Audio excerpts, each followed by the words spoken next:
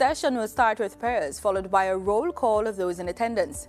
This is usually followed by questions and answers to questions, statements by ministers, items on the public business, and private members' motions. But before we begin, let's try a parliamentary trivia question. The Jamaican Parliament is unicameral. Is this true or false? Get the answer at the end of this introduction to the lower house. On this session's agenda under public business, Minister of Tourism and Leader of the House, Edmund Bartlett, is down to commence the sectoral debate. Every year, following the budget debate, the House of Representatives, the lower house, engages in another round of presentations known as the sectoral debates. Time is allotted for 2 sittings per week over a 6-week period following the close of the budget debate, conducted at the start of the new fiscal year in April. Based on the standing orders, rules governing the Houses of Parliament, members are entitled to speak during these debates are any minister and any member of the opposition selected by the leader of the opposition. During his presentation, one can expect the tourism minister to speak about whether or not Jamaica is well on its way to achieving its 2023 projections of total visitor arrivals, preliminary data on stopover arrivals as well. We can hear more about the planned destination assurance framework and strategy. Destination assurance is seen by Minister Bartlett as a key to the future of Jamaica's tourism success. He describes it as a blueprint that will guide the ministry and their partners to ensure continuous improvement in the delivery and management of quality throughout the tourism value chain. Member of Parliament for St. Andrew Western, Mr. George A. Hylton, is down to continue the sectoral debate. It should be noted that the agenda can be adjusted with items being added, removed, or replaced. If you are planning to attend a session, here are some rules to keep in mind.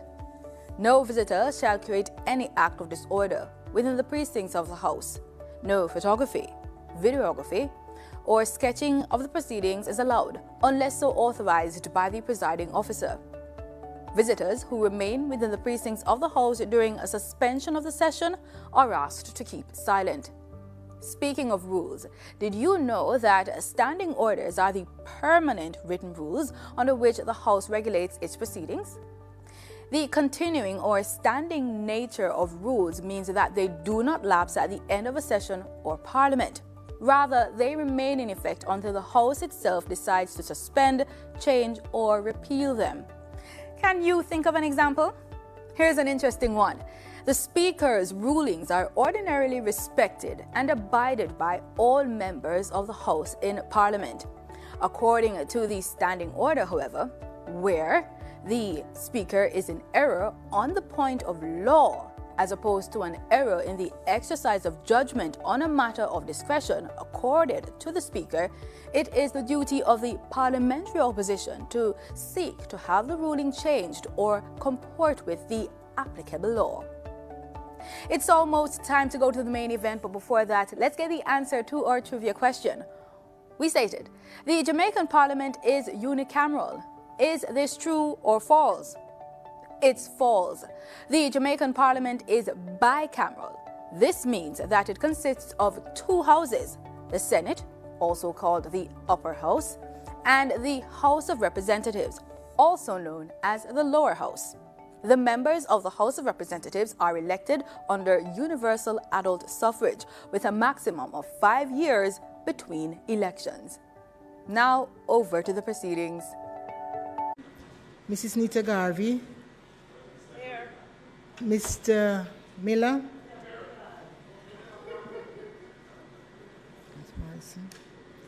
Mrs. Nita Garvey. Here.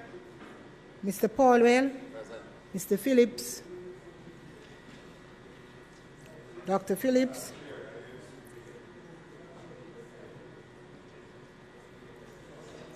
Mr. Robertson, Mr. Robinson, Mr. Siblist, Mr. Slowly, Mrs. Vaz, Dr. Wheatley, Mr. Williams, Mr. Wilson, Mr. Wright, Dr. Clark,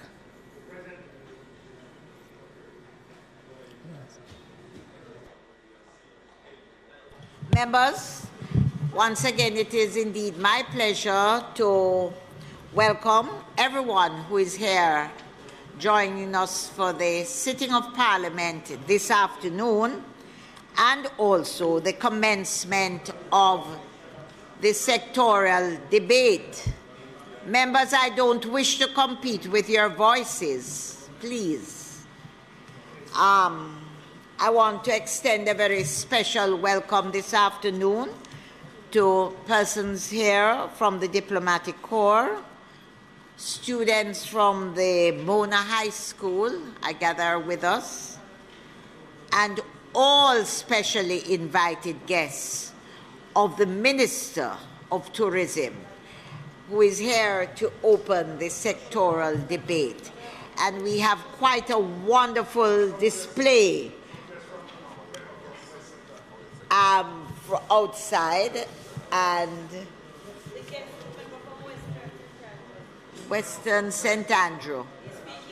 And, hold a minute, he was indeed leader of government business who operated and dealt with the position very well. So the sectoral debate this afternoon is opened by our Minister of Tourism and House Leader.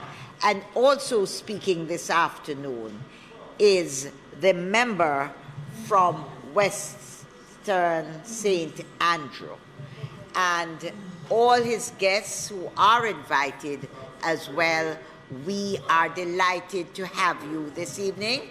And we trust we're going to have an excellent afternoon and with a lot of information that will serve us well. House Leader. Madam Speaker, I'd like to join you in welcoming the many guests that we have here today, especially, of course, those from the tourism industry, but I'll make reference to them at a later point.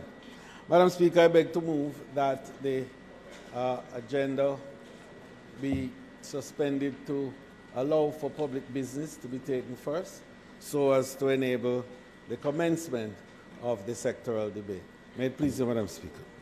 Members, the question before the House is that the items on our agenda be suspended and for us to move straight ahead to the item public business. Those in favor? Those against? The ayes have it. Madam Speaker, today it is our intention to commence the sectoral debate. Just a minute. Members, please, I'm going to ask you, when somebody rises to speak, I'm going to ask you to keep, I'm not saying we are to be in silence, but keep your voices soft so we don't hear it. And I'm also encouraging all of us with the sotto voce comments to make sure that they are just what they are and that the speaker doesn't hear them. Thank you. Thank you, Madam Speaker. Today it is our intention to commence the sectoral debate. The Minister of Tourism and the House Leader will be our first speaker, and he will be followed by the Member of Parliament for St. Andrew Western. Member, Minister of Tourism, House Leader, and the Member of Parliament for East Central St. James. I now invite you to open the sectoral debate with your presentation. Thank you very much, Madam Speaker. Madam Speaker, it is really an immense honor to address this distinguished House for the 34th time as an elected representative of the people of our beautiful country, Jamaica.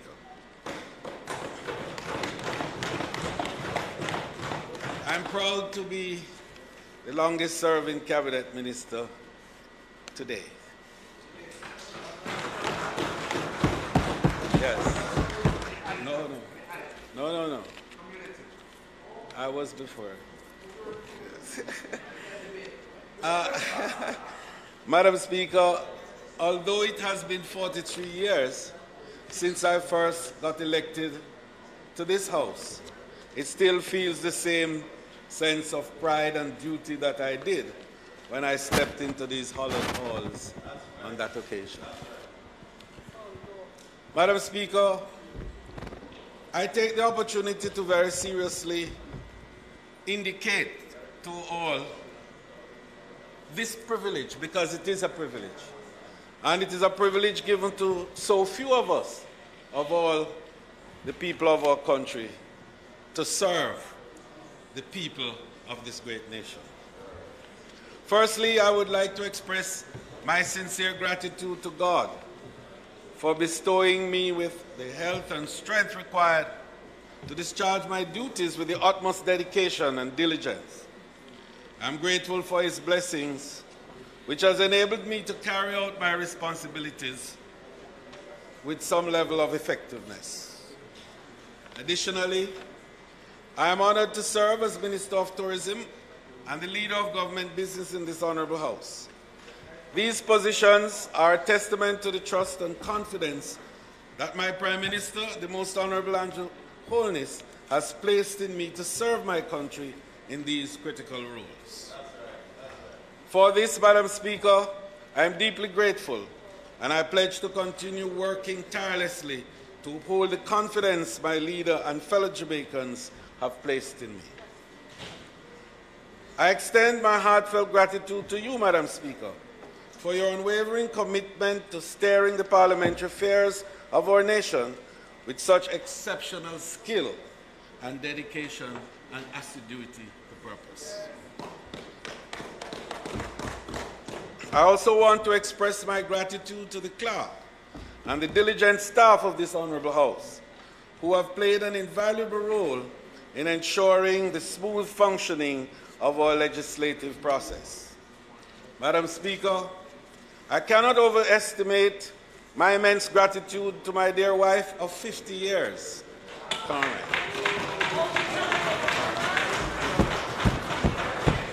and my son, my daughter-in-law, and my grandchildren, who have been my constant source of strength and support throughout the years.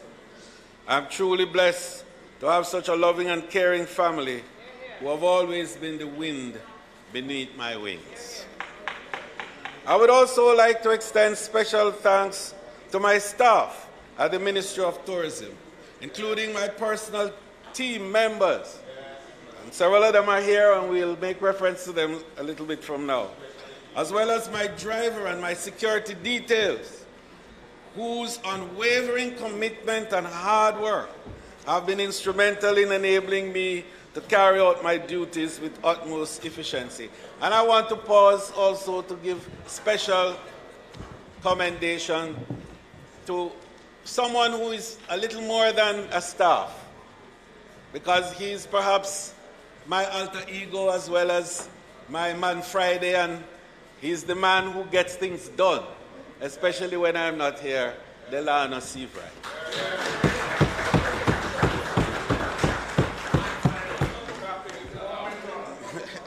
Madam Speaker, I also want to express my appreciation to my esteemed colleagues in government, my cabinet colleagues, especially those who work tirelessly to impact the tourism sector directly. I'm truly grateful for their hard work and dedication, which have significantly contributed to the growth and success of this vital industry.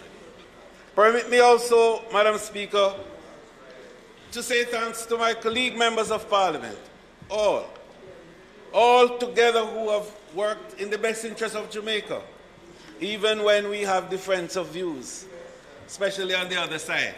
But the common thread that runs between us all is that deep and abiding commitment to the people of Jamaica and to serve them with utmost dedication and sincerity. And I want to thank you. I must also use the opportunity to pay special respect to the opposition spokesperson on tourism, Senator Janice Allen, and thank her for her conscientious engagements with the task assigned to her.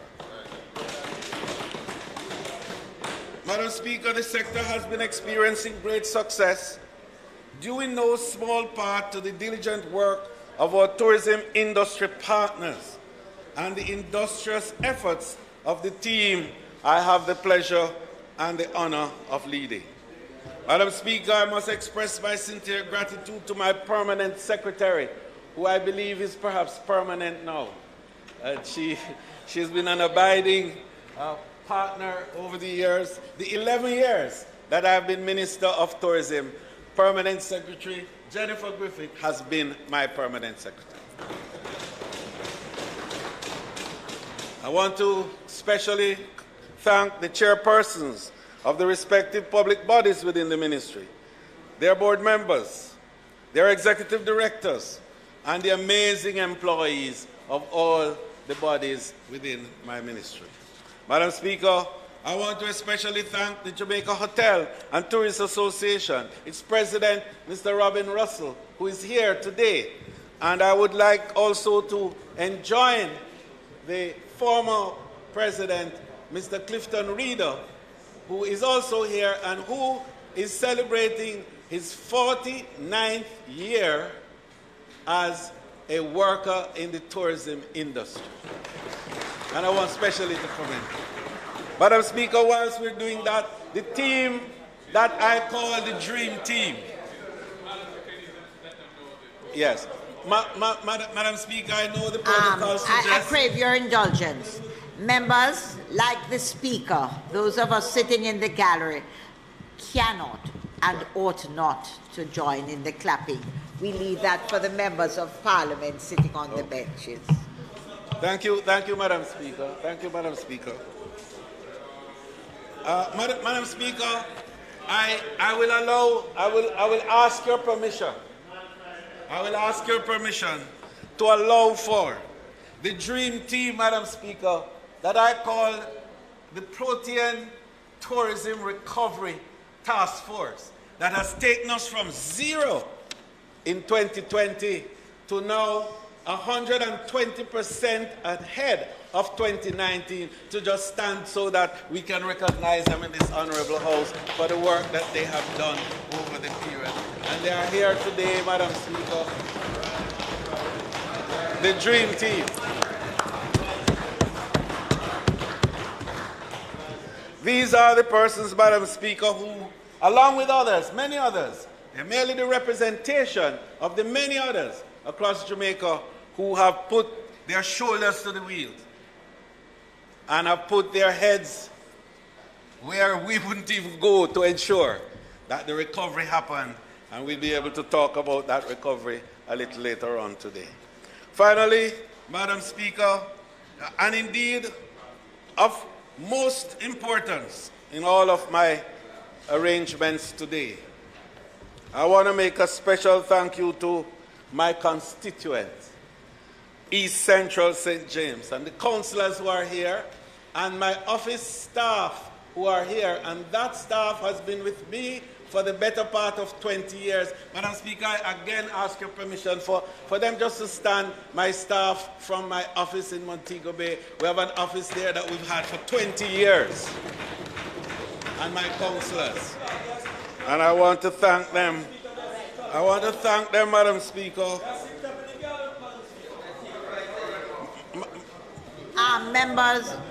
Members, please, members sitting in the gallery, it is important that we do not participate in what is taking place. Madam Speaker, I apologize for their exuberance, but I understand the emotion. I know the pride is and I overwhelmed. equally appreciate the concern of the House Leader Emeritus.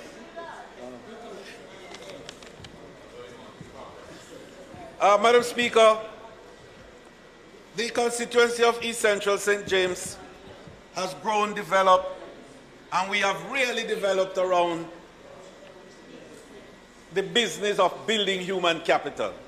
And whilst in my closing later on in the debate, Madam Speaker, I will speak more about the constituency and our performance, I would just like to indicate how much I appreciate the team that has worked with us to build the educational trust within that constituency. And for last year alone, Madam Speaker, we spent $13 million in providing scholarships and support to hundreds of children, young people across not just Jamaica, but the world. And I'm proud of that program. And in the case of East Central St. James, it's 25 years old now. And over the years, we've had graduates in every single discipline that you can imagine. And every university in Jamaica today, every community college, and most high schools have students from the program. Every teacher's college has students from the program.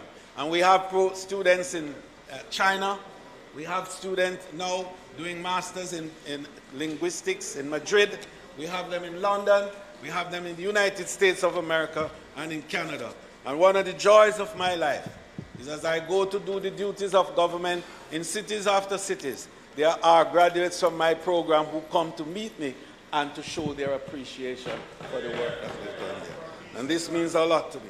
And I like to indicate, Madam Speaker, that over the years we spent a lot of time, as I indicate, on primary, secondary, and tertiary education. This time, Madam Speaker, starting this year, we are going to not change our tack, but to go to another dimension in the education program for the constituency. And we are going to be breaking ground next month for the first ever Early Childhood Development Center for Innovation.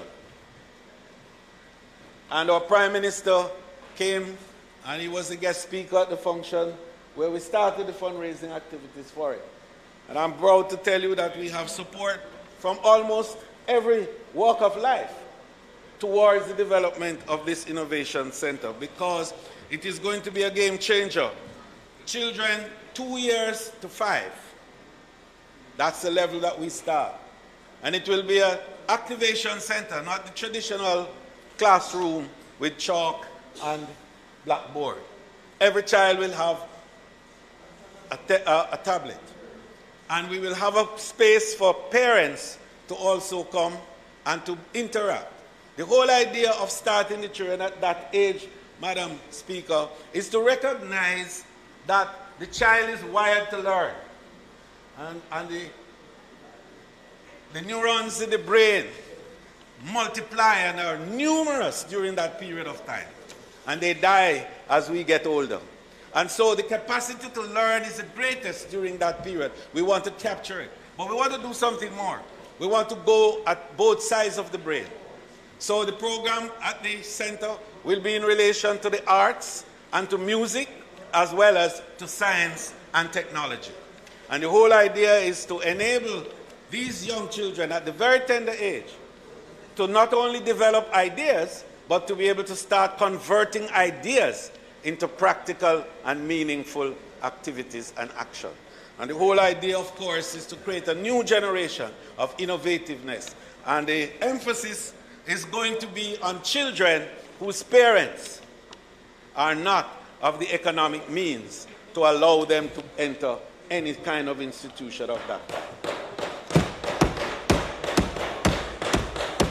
And I wouldn't want to tell you what happened in the first little effort at it, but I'm satisfied that the support for this center is there. It's going to cost us $1.5 million to complete it and to have it ready, and the timetable is for September 2024. US, 1.5 US.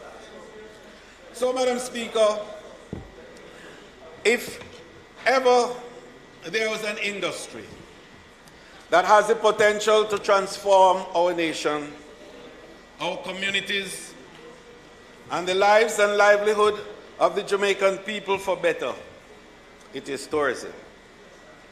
Tourism, Madam Speaker, is resilience and its ability to rally from lengthy downturns, as we saw with COVID-19, that induced standstill, as we call it, what some people call the anthropause, when the whole world literally was at a standstill and doing nothing. But it was more than that. It was also, Madam Speaker, a period of great uncertainty, when the world was trying to understand what was happening, and the whole process of trying to find a way became a highly iterative one, where it was all about trial and error. And for the first time, nobody had the full answer, and everybody was dependent on everybody else to find a way.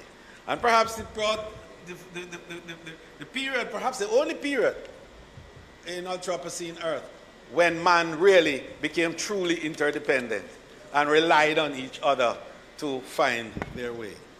So allow me, Madam Speaker, to give a detail of the contribution of the tourism industry to Jamaica in the period. Madam Speaker, 2022 was a good year. Not only did tourism rebound at a record rate, but the tourism industry has been the driving force behind the post-pandemic economic recovery of the entire nation.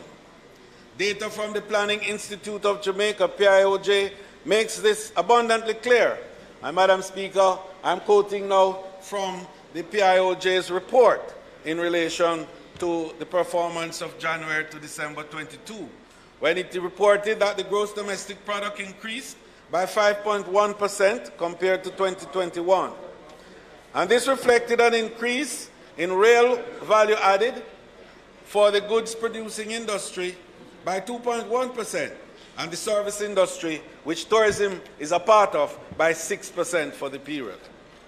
For 2022, Madam Speaker, the estimated growth in real value added for the hotel and restaurants industry, which is what tourism is defined as, was 48.9% compared to 2021. This feat, Madam Speaker, is even more remarkable when we consider that in 2021, the industry had just begun its recovery from the impact of COVID-19 pandemic. The industry sector, Madam Speaker, contributed to the growth in the overall economy of the industries, such as agriculture, forestry, fisheries, which, Madam Speaker, contributed an estimated 9%. And one can be clear in indicating that much of that was, of course, induced by the recovery of tourism because of the demand that it brought for goods and services to be consumed by the visitors who come to the country. In 2022, Madam Speaker, we welcome 3.3 million visitors, a 117% increase over 2020. Madam Speaker, this estimated foreign exchange earnings was $3.7 billion, and it represented a 71.4% increase over 2021. Madam Speaker, but the better news in this regard is when we look at pre-COVID performance and what the numbers are at this time. And the 2019 figures, Madam Speaker, for the arrivals was 2.6 million, and we were able to find pretty close to 3 million arrivals, 3.3 million arrivals in 2022. Madam Speaker, the estimates for full recovery that we had for 2024, we projected that we would have $3.8 billion in revenue. The actual performance, Madam Speaker, is $4.1 billion. So, Madam Speaker, we are now projecting for 23. And I'm very pleased to indicate that the first quarter, and in fact, this is the biggest and best winter season that Jamaica has ever had in the history of tourism. We brought in 1.185, nearly 1.2 million visitors. And that's 94.4% higher than last year. And we brought in the process $1.12 billion US dollars, which is 46.4% increase over last year. But, Madam Speaker, the hard cold facts are that beyond the arrivals and the revenues that we speak about. People ask the question, so where is the revenue flowing to? And who gets the benefit of it? And I'll talk a little bit more about that later on as we show you, Madam Speaker, that never before in the history of Jamaica has tourism made such a contribution to the Jamaican economy, and we are willing to continue that process and to make even greater contributions. And I'll give you a sense of this. In 2022, January to December, the revenues to the Minister of Finance's coffers. And you recall that he made very heavy weather of that in his own presentation. That $11.75 billion was paid over to the consult fund from the GART. You know what the GART is? That is the guest accommodation room tax. And the general consumption tax.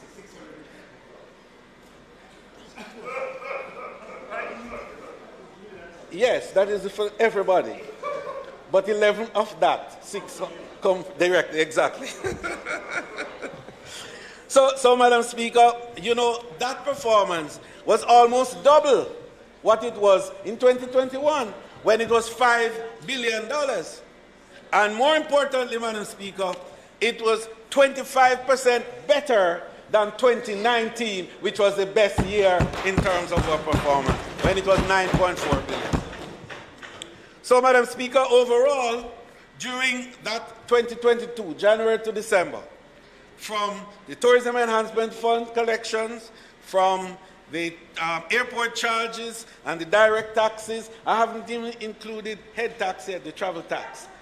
Tourism contributed a total here of 51.7 billion Jamaican dollars.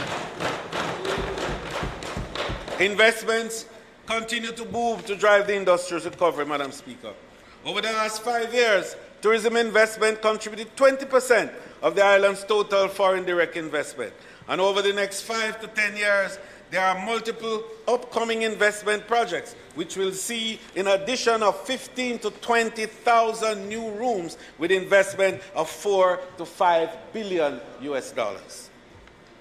Madam Speaker, the last fiscal year has seen my ministry, our public bodies, and our tourism partners continuing to build on the framework we put in place post-pandemic for a revitalized tourism product that is viable, equitable, and generates opportunities for all. Indeed, Madam Speaker, never before in the history of Jamaica has tourism made such a contribution to the Jamaican economy. And we are going to do even more. Madam Speaker, as the aforementioned data suggest, tourism will be the biggest driver of our economic growth and prosperity, not just for now, but indeed for years to come. Our vast economic reach is not always easily understood, Madam Speaker. It is also more than visitors, and we want to make that point, that tourism is much more than visitors arriving. It's more than airlift, it's more than multi-billion-dollar investment. That tourism really is a confluence of so many parts that have to come together, that touch so many lives, that causes prosperity to be generated on so many people from varying areas of life, different avocations, and also people of varying abilities and capabilities. One of the things that I say sometimes when I travel in the marketing world is that tourism is perhaps the only industry in the world where somebody could allow 2 little crabs to race and make a money. It's an amazing that it does not take a rocket scientist. Any average ordinary person who has an idea can convert that idea into some good, some material service, and make a living from tourism. And that's the power of that industry. So, Madam Speaker, the confluence of hotel workers, farmers, craft vendors, tour operators, red cap porters, contract carriers operators, attraction workers, and I could go on and on and on. All these are the beneficiaries of tourism. And I say it again, never before in the history of Jamaica has tourism made such a great contribution to the economy of this country. So, Madam Speaker, tourism is enjoying the growth I mentioned.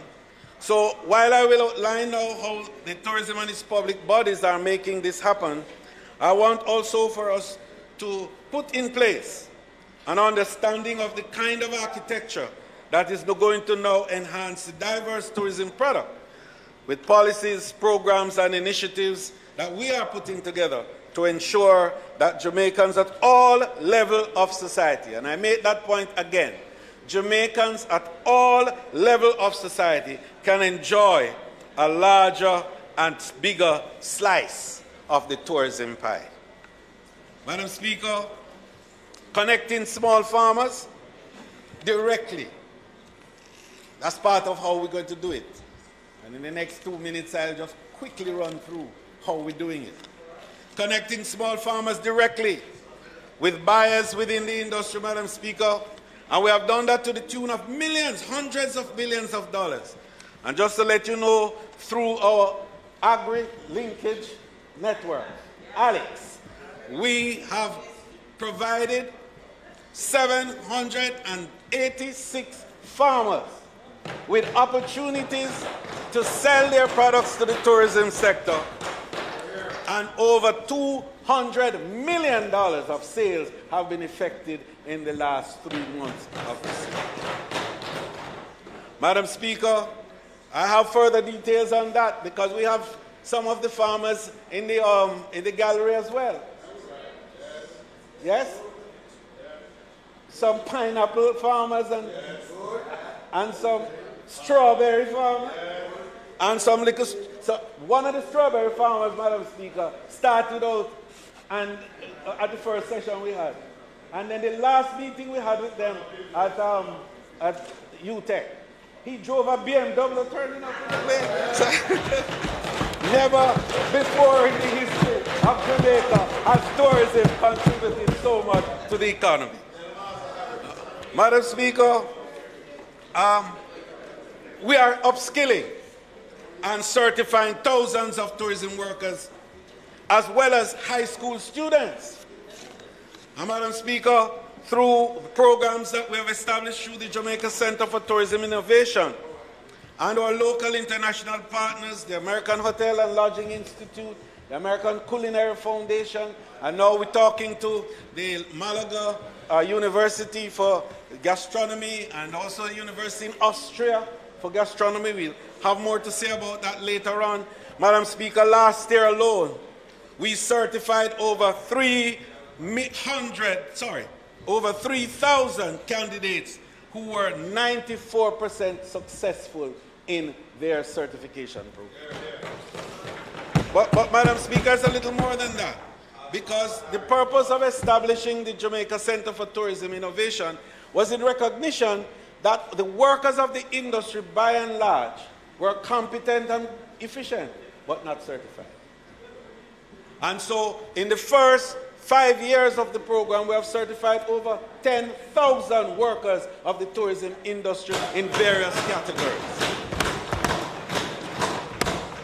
And I'll have more to say about that a little later on. Madam Speaker, we are ensuring that the benefit flows through to the people of the country through the revolutionary tourism workers' pension plan. A plan which we know we started officially in 2022. And in less than a year, we have had 8,000 hospitality workers already paying in the scheme, and they have paid over $550 million in this scheme. So, Madam Speaker, when we put that together with the $1 billion that the government of Jamaica has put there, there's an endowment fund now, Minister of Finance, of $1,076 million that is now being invested in the economy. And so in the next 5 years, when the first cohorts of beneficiaries will come, that fund would have accreted to well over $10 billion. And then we'll begin to see the unfolding of a pool of funds that now is affordable a stack of domestic savings, Minister, that will be there for investment so that we can have growth. The returns from which will stay in Jamaica because it is Jamaica's savings and it is Jamaican capital. Madam Speaker, the workers of the industry have also recognized that there's need for a greater sense of social development that must attend them. And the government of Jamaica has moved in that direction. Housing for tourism workers has been a very important part of that strategy to ensure that we can spread more. And so in collaboration with our partners, Madam Speaker, we are looking at 2,500 houses that are currently being built and will be completed in the next 5 years for workers of the tourism industry. Now, Madam Speaker, that is not to conflate what currently is happening with the NHT program, where Estuary, for example, is doing 3,000 houses, of which the tourism workers in St. James and Hanover can benefit directly. Nor indeed, Madam Speaker, to speak of the Rhine Park Estates program, which has 784 units that are now being completed. But, Madam Speaker, to indicate that in addition, the NHT has a program for 1,286 units for Barrett Hall that is now to come on stream, and a number of other areas around Jamaica. But most importantly, Madam Speaker, the partners in tourism are saying, especially the new investors, and I'm very proud to say that today, in the discussions that I'm having, the first one, Hard Rock, 1,000 hotels, hotel workers' houses are projected for Grange Pen. Palladium, we were there last week with them. They have an investment expansion program to build 1,000 more rooms in Hanover, and they are building 650 houses at Point in Hanover for the workers of the industry. Princess, that is now finishing their first 1,000 rooms to start the 1st of January, are doing 500 dormitories for workers to be able to have accommodation in the air. So, Madam Speaker, what we're saying is that this government is not just talking about inclusion. This government is including the workers of the industry. Madam Speaker, a further innovation in this is that the Prime Minister's social housing program, we find a good model. We find a good model. And, Madam Speaker, the JHTA and the ministry, through the Tourism Enhancement Fund, are currently in discussion about how we can use the model. And I want us to listen to this, because a lot of people feel that tourism is for big man, and we're not doing anything for the little people. And what we are saying is that the JHTA and ourselves are now fine-tuning a model similar to the Prime Minister's social housing model, where we from the TEF will put $100 million, and they will match it to make sure that we can have 20 houses for workers of the industry every year for the next 5 years. And this will be under the social housing model. So the workers won't have to pay for it. They are in a position of need. We know the need. We recognize the difficulty. And from their own companies, they will be selected. So no politics will be involved in it. Nobody will have to say, Minister did this or TEF did that. It will be that the companies, having regard to the quality of their workers and the state of the worker too, can enable small players to have this benefit of a house.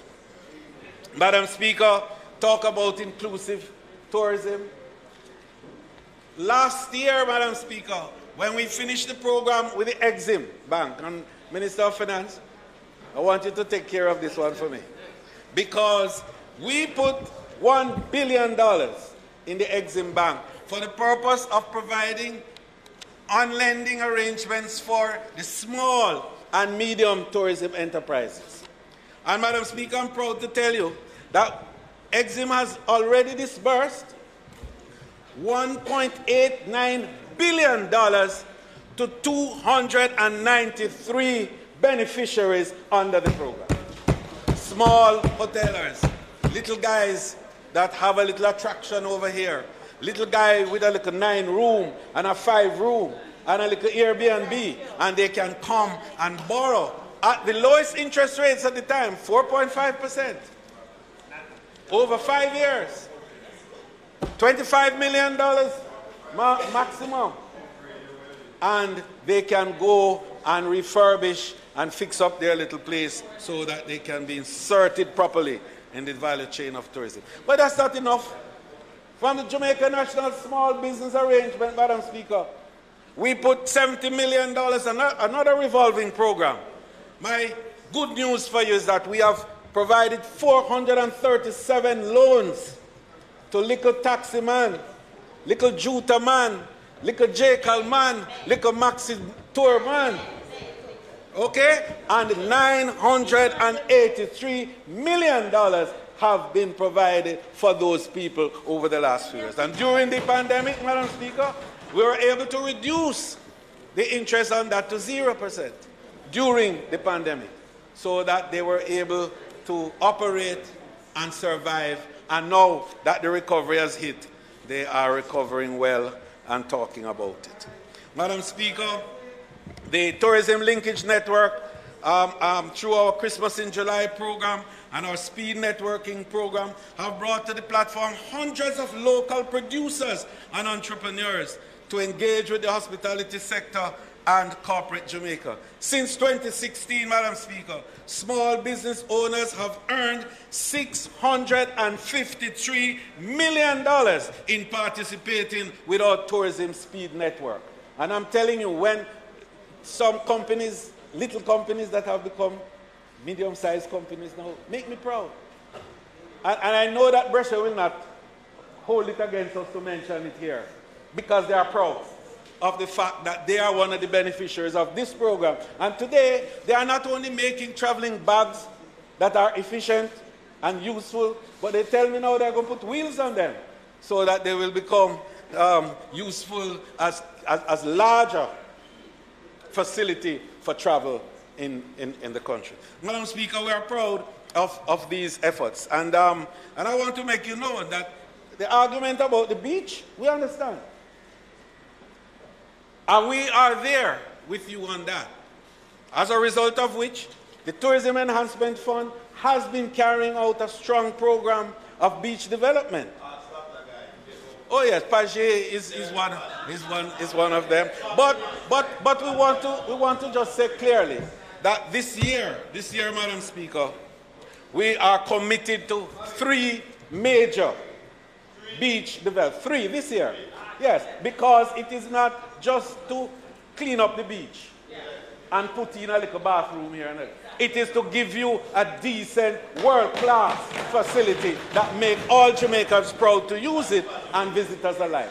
So, Madam Speaker, in keeping with the program that the Prime Minister has announced, and if you recall that we started it in a big way with the Harmony Park in Montego Bay, where we, along with the UDC, we provided $1 billion to assist in that process. And now, with the Prime Minister's program, the Grill will be the next major park development like the Harmony Park in Montego Bay, and that will be coming this year. Madam Speaker, Spruce Up program has brought thousands of people, ordinary people all around. And members of Parliament here will tell you that this is the first program that has touched 63 constituencies every year for the last 5 years. Talk to me about everyone. Madam Speaker, for a small, Madam Speaker, and I think members are waiting to hear the next part of what I So Madam Speaker, So, Madam Speaker, nearly 300 communities in Jamaica have had small benefits that have made a difference. And my friend, the member from Southwest St. Andrew, has memories of this when we opened one such facility for her in her constituency. And yours is coming. Yes, yours is coming in a bigger way. And where's a member from Manchester Northwest? He isn't here today, but he has stories that he can tell. And every single member here has a story that you can tell in relation. But the good news is that because you've done so well with it, this year we'll increase it to 4 million to make sure that everybody has a plan. Madam Speaker, in addition, the Spruce Up program is going to take a new lease on life as the Destination Assurance Councils that we are establishing across the island will be taking a greater role in enabling improvement in the destinations. And so starting with Negril, again, Negril is being featured there. Where is the member from Western Westmoreland? And the good news here, Madam Speaker, is that the stakeholders in Negril are participating in this Spruce Up program. Because already we have commitment for over $2 million from stakeholders in the grill to add to what we have to put together to make sure that the program can start off on a good footing in the grill early in May this year. So, Madam Speaker, all in all, 350,000 Jamaicans are employed either directly with the hotels, through villas, attractions, restaurants, and banks, Madam Speaker, because the financial system depends, I think 30%, I am told, of the financial system is dependent on tourism activities and tourism flows. Madam Speaker, when I speak to the big manufacturers of Jamaica, they all say the same thing. And I'm not going to call all the names, but even one decided that he would give us a testimonial.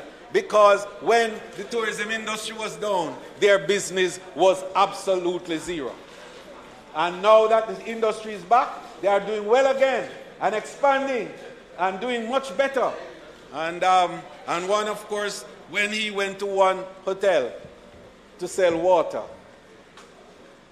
and when the hotel told him what the demand was for water, just water, millions of bottles of water, he had to literally say to them, I'll come back to you and seek some partnership.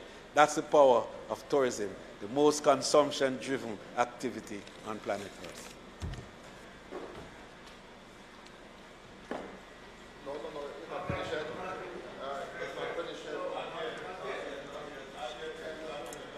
Madam Speaker. Madam Speaker. I know. The Minister has about 1 minute and 30 seconds left for his presentation. Madam Speaker, I now ask that the standing orders be suspended to enable the Minister to continue his speech to its conclusion, notwithstanding the time limit on speeches. Members, the question before the House is that the Minister be given sufficient time to complete his presentation. Those in favor? Aye. Those against? The ayes have it, Minister. Thank you, Madam Speaker. Madam Speaker, I will use the next 15 minutes to tidy up, Madam Speaker, because I think we've covered quite a bit of the grounds that we have. And I just wanted to indicate, Madam Speaker, that the recovery of which I spoke, Madam Speaker, has not been without some issues. And I think that it's very important that we speak about that at this time, Madam Speaker, because we need to ensure that the entire country is in sync with the need for us to have a recovery that is as smooth as possible, that is as linear as possible. We know the difficulties there, but we've had challenges. And first challenge, Madam Speaker, has been to maintain a sustainable supply of skilled labor for the sector. And we recognize that to be a global challenge. It's well known. And I myself have a role playing internationally in terms of looking at the whole labor market arrangements in tourism and how we can enable a return to full employment as we had in 2019 and then to go beyond that. So Jamaica has been impacted by this problem, and our local and foreign investment partners seek to employ local workers in their organization in a bid to realize the returns. The issue is therefore, Madam Speaker, one of skilled labor supply being appropriately aligned to a fully developed compensation strategy that is designed to attract and retain the best of our labor force. Achieving this type of harmony is a pathway to resolving a very crippling issue of the industry, which will only become worse as the expansion of the sector continues apace.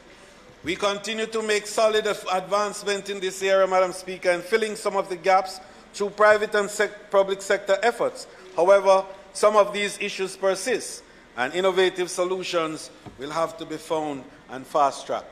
And I think that some of it we have been hearing about. Prime Minister have been mentioning, Minister of Labour has been mentioning it, and sector interests have been mentioning it. And it is for us to understand that as we continue to train, develop more skills, to certify more workers, to be able to classify them, Madam Speaker, and then to remunerate according to classification, the industry becomes more attractive, including some of the social measures that I mentioned earlier on. And so we think that we will be able to cover the grounds in short order. However, in the interim, there are issues and there are problems. And so whilst we are not making a call about bringing in, foreign workers or anything like that, we are making the point that we will have to ensure that the capacity to deliver on the demand that this recovery is presented is here in Jamaica, and we do not lose out because of human capital disruptions. Very, very important point. Now, achieving this type of harmony, Madam Speaker, is the pathway to resolving that very crippling problem. The second, of course, has to do with our supply chain logistics in general. And the member from West St. Andrew, who will speak next, and I have had a lot of discussions on that. And we have to look at how to enable the sufficiency of supplies so that this great, what we call entrepause period, when everything is happening again and people are moving and people are consuming and people are buying and people are traveling. And the story is that of all the activities on planet Earth now that will take a beating in a recession, travel and tourism remains number one of those that will not be touched. And that's an interesting point. And we see it happening everywhere. So we have to build capacity here for goods and services and food and parts and equipment and all the other supplies that are going to be needed to keep our plant and machinery afloat. So, Madam Speaker, the establishment of a global tourism resilience supply center is one of the proposals that we have on the table. The member and I have been talking about it too, but it has gained momentum now because we are finding suppliers across the world who are willing to transport goods to Jamaica for logistical purposes and then to redirect in nearshoring activities to the Caribbean and the rest of the Americas. So we are excited about moving forward with that. I've established a team under Wilfred Bagaloo to give us a full outline as to how this logistics supply center can be established and made functional in Jamaica. Madam Speaker, global inflation is another such challenge and concern that we have. As the global supply chain challenges and labor shortages specifically, I know, go hand in hand, Madam Speaker, with inflation, and the impact on the industry is huge as it is varied. The high airline ticket prices, higher food prices, higher goods prices, labor costs increase, higher energy costs, and so on. And all those are factors that we have to deal with. So, Madam Speaker, capacity constraints and public order issues are more significant now than they were pre-COVID-19. And I want everyone to listen to this one for me, especially my friends on the other side. Because, Madam Speaker, the pandemic and the current boom in tourism members has drawn more and more of our citizens into the tourism space, offering a myriad of goods and services. So there's also a good thing, Madam Speaker, that so many more people are coming into the tourism space. But it also can be a bad thing if order and criminality and poor practices are made to creep in and provide, Madam Speaker, a disruption of the destination assurance that we offer to our visitors. So it takes one bad incident, Madam Speaker, just one damage at a location, and it destroys the destination, not just for weeks or months, but for years. I think we have a duty to ensure that persons entering this space follow the rules and are respectful of the importance of law and order. And, Madam Speaker, I have a difficulty when we try to excuse disorder on the basis of color, class, race, social standing, poor, rich, white, black, young, old.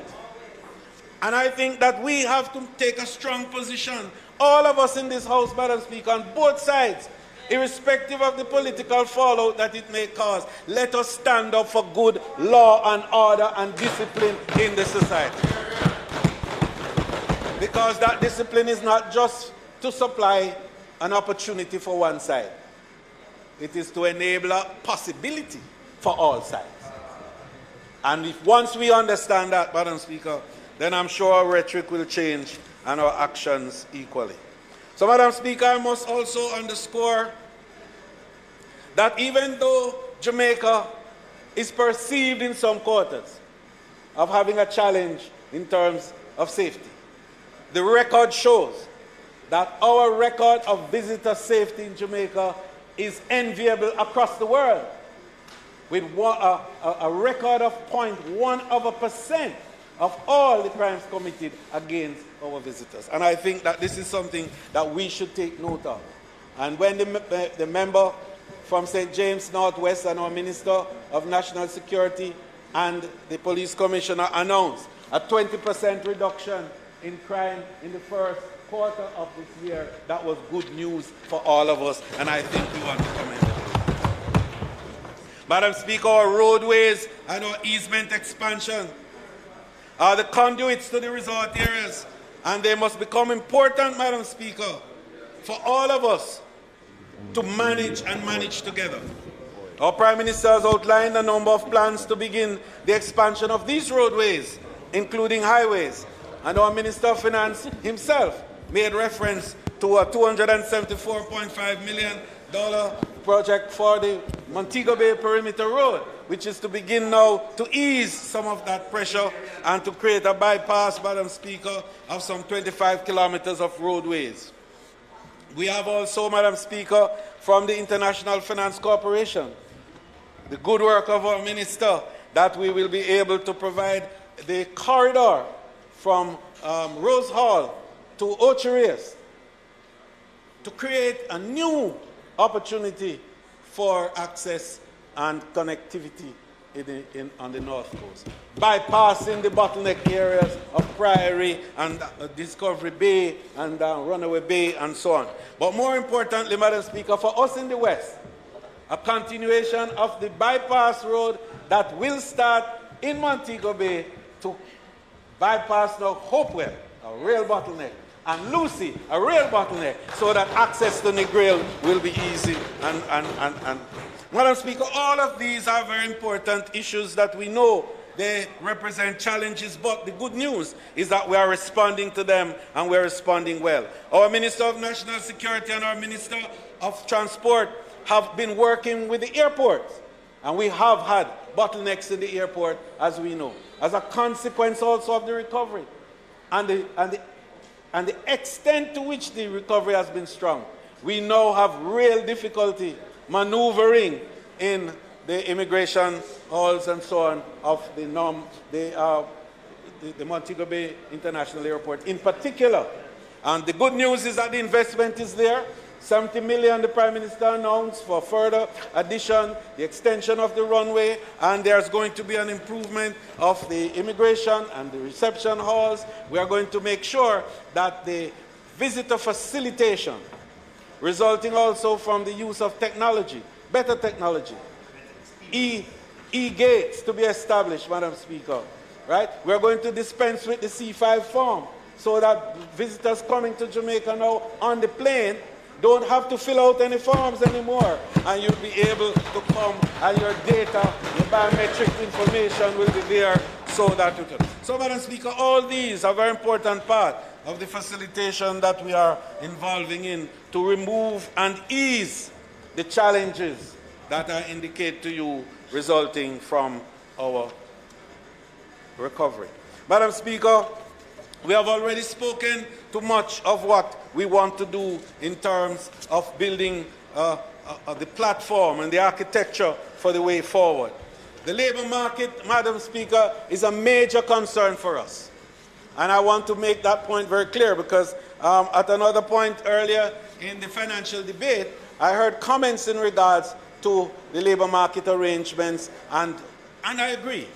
We have to do something about it. And we have been. That's the good news. Because with the training program that we've had is to build what we call stackable credentials in the industry so that we can classify the workers of the industry and by so doing remunerate according to classification. That will be a game changer in terms of the whole labor market arrangement. Providing social development through housing, which we have spoken about, the pension plan that we have had. And all these are vital elements to change the whole labor market arrangement and to make the tourism sector a more attractive place for workers and for better rewards for the workers of the industry. But a question that is there for us, Madam Speaker, is that we don't want to just be talking about it without evidence base.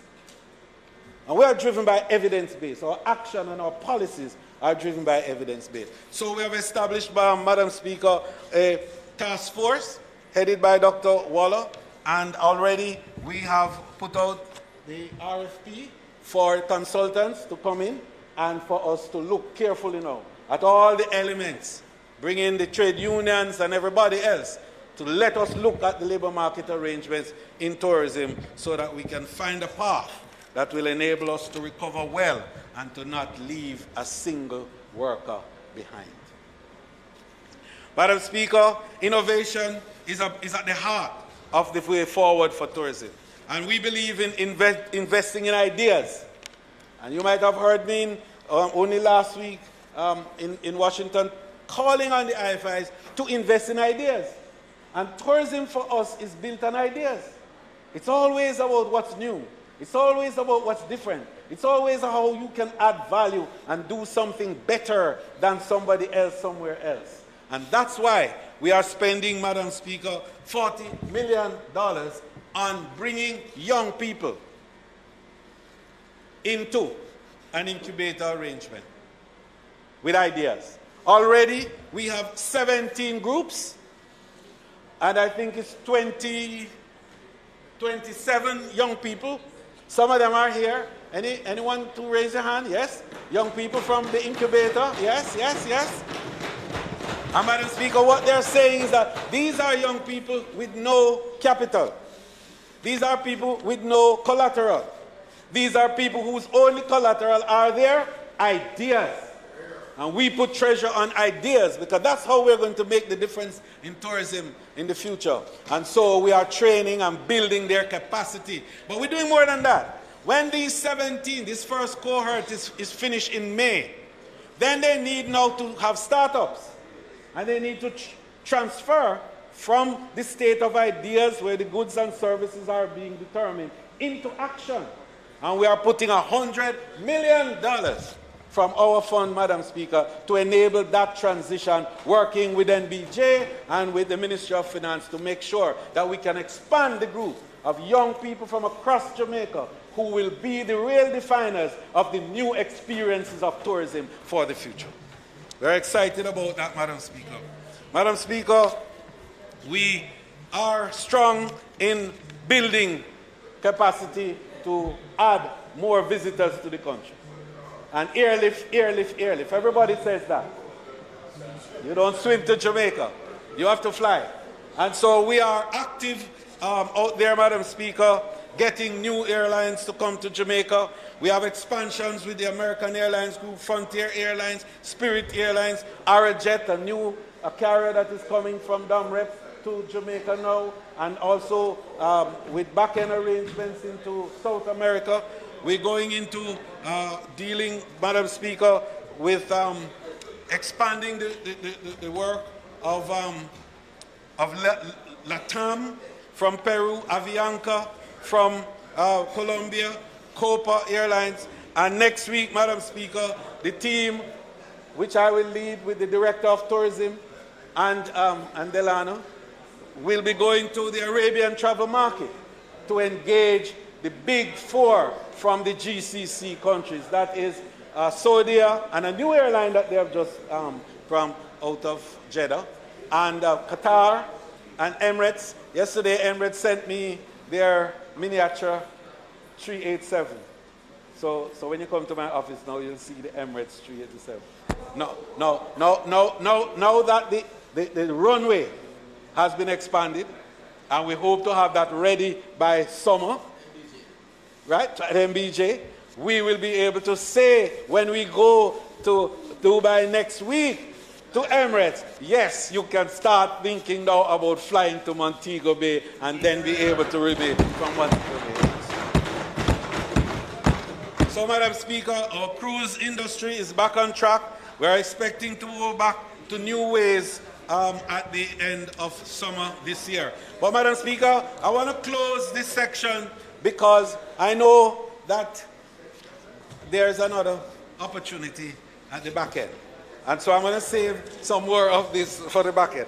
But, Madam Speaker, I cannot close without talking about the investment opportunities that we, and I want to, Madam Speaker, Minister of Finance will bear with me if I boast a little bit.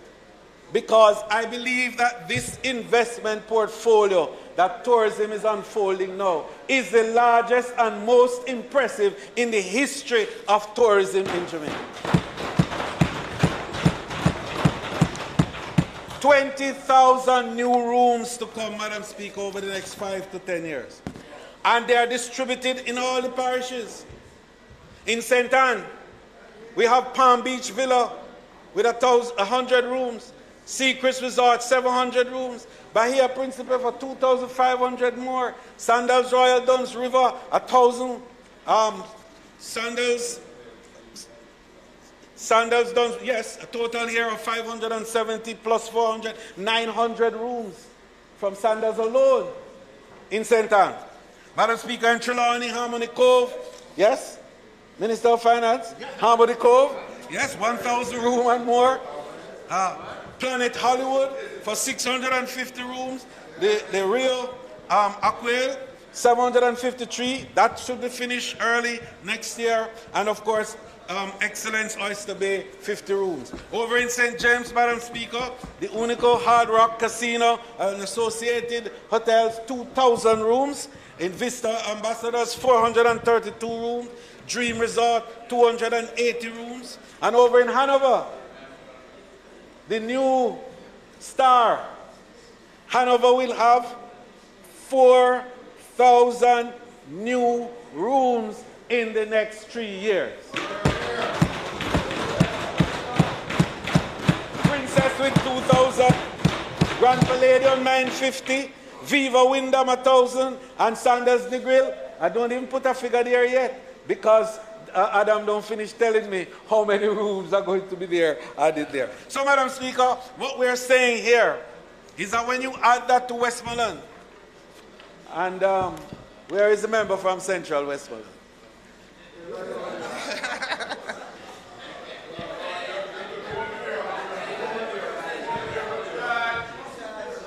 So, Westmoreland, and you know, every time people talk about Westmoreland and tourism, they say Negri.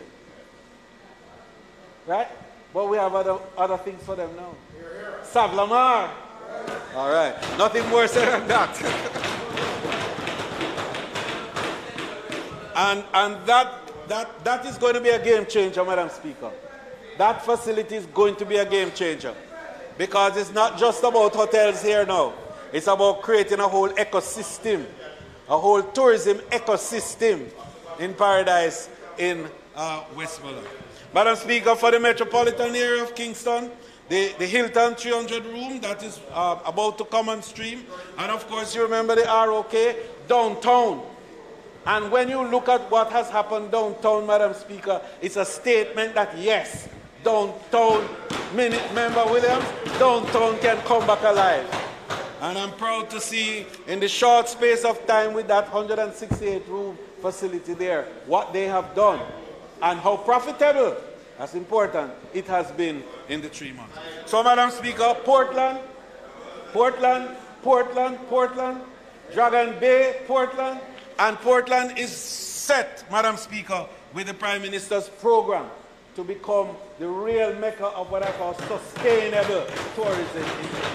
And we're working on that. High-end tourism. St. Thomas is the new oyster in the east. We have already done the work on that. My PS and team have done the detailed research on it, and we are ready. And there's right now a local investor from St. Thomas with 1,000 rooms in St. Thomas. And in addition, I'm talking with some investors from the Dominican Republic that were here a few weeks ago, and they want to come now and look at creating a whole village, a tourism village, similar to the one they have in the Dominican Republic. I'm not calling any name at this time. But it will tell you, St. Thomas is ready for the move, and the Prime Minister has made all the investments in there right now. The roadway, the Southern Highway, has now become the real access point for new development in that area. Less than an hour from Norman Manley Airport to any part of St. Thomas now. That's music to the ears of investors. Madam Speaker, we are excited about, we have St. Mary. St. Mary, I'm telling you, I'm discussing now. Yes. We don't want to tell them yet. Because the St. Mary product is going to be a little different from what we have elsewhere. It's, besides villas being the mainstay along that corridor, the Jamaica Riviera as we're calling it, right? It's going to be a higher end of product. But also, it's going to be tied to entertainment. Because there's a group that is now having that discussion with us that we won't say very much more yet until later on. Madam Speaker, the shared economy. The shared economy, Madam Speaker, has become, in our point, the most innovative of what we call the process of democratization in tourism. The ownership of the accommodation sector is seeing a transition. But it's not a transition that is going to eviscerate any. It's a transition that is going to add value to many. Because now, with the sharing economy, Madam Speaker, tourism is in every crevice and corner of Jamaica. You see tourists down Trenchtown. You see tourists on Maxwell Avenue. You see that Spanish Town. You see them in Red Hills Road. You see them up in Octem Betty. And I'm not send for you to come. They're all over the place because of the sharing economy. Most people refer to it as Airbnb. Madam Speaker, just to let you know that 29% of the visitors who came to Jamaica last year came through Airbnb. And they, Madam Speaker, I don't know.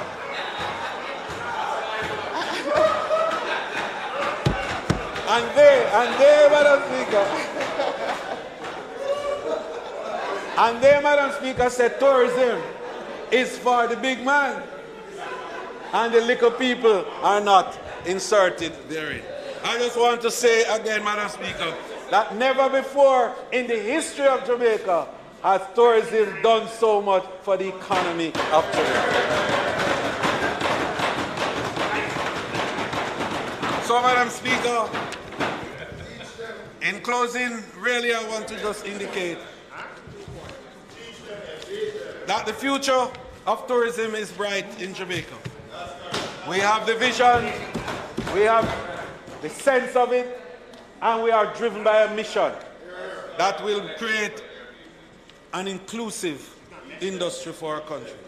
So, Madam Speaker, I just want to say that we will continue to push forward with the key priority projects and initiatives to shape tourism governance infrastructure to boost the sustainable development of the sector. Madam Speaker, we will build capacity by upskilling and certifying thousands of Jamaicans to work in the tourism industry.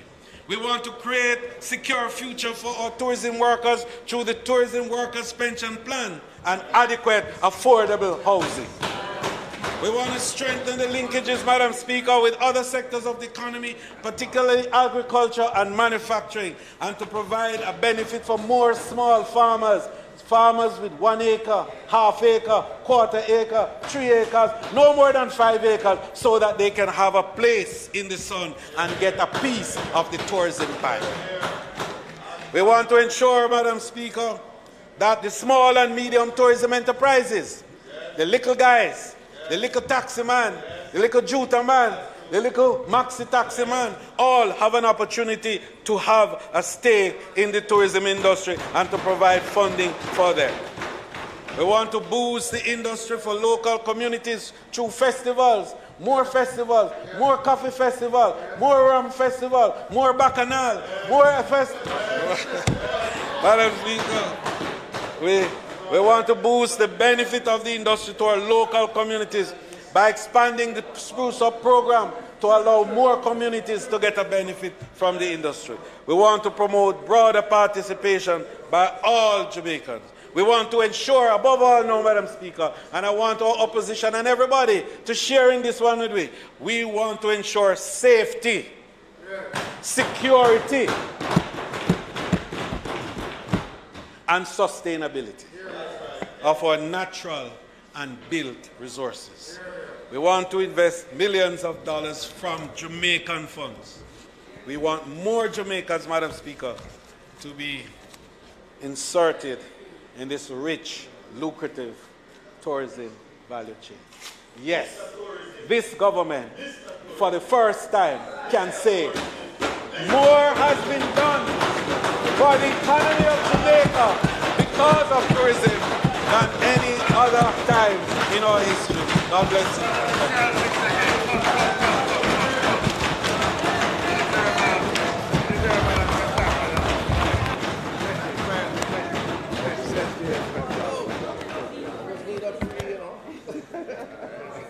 Mr. Tourism.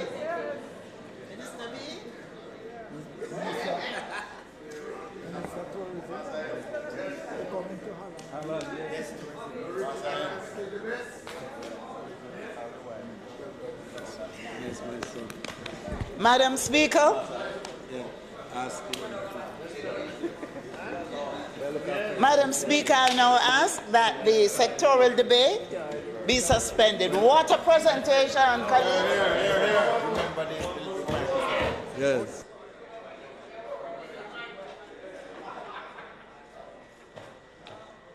Madam Speaker, we're not yet ready to suspend the debate. We have our second speaker.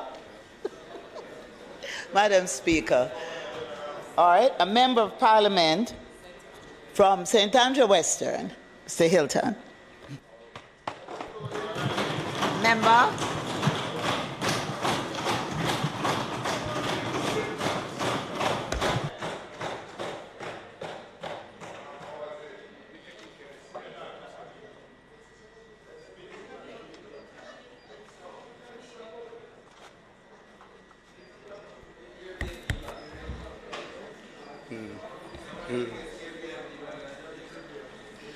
Madam Speaker,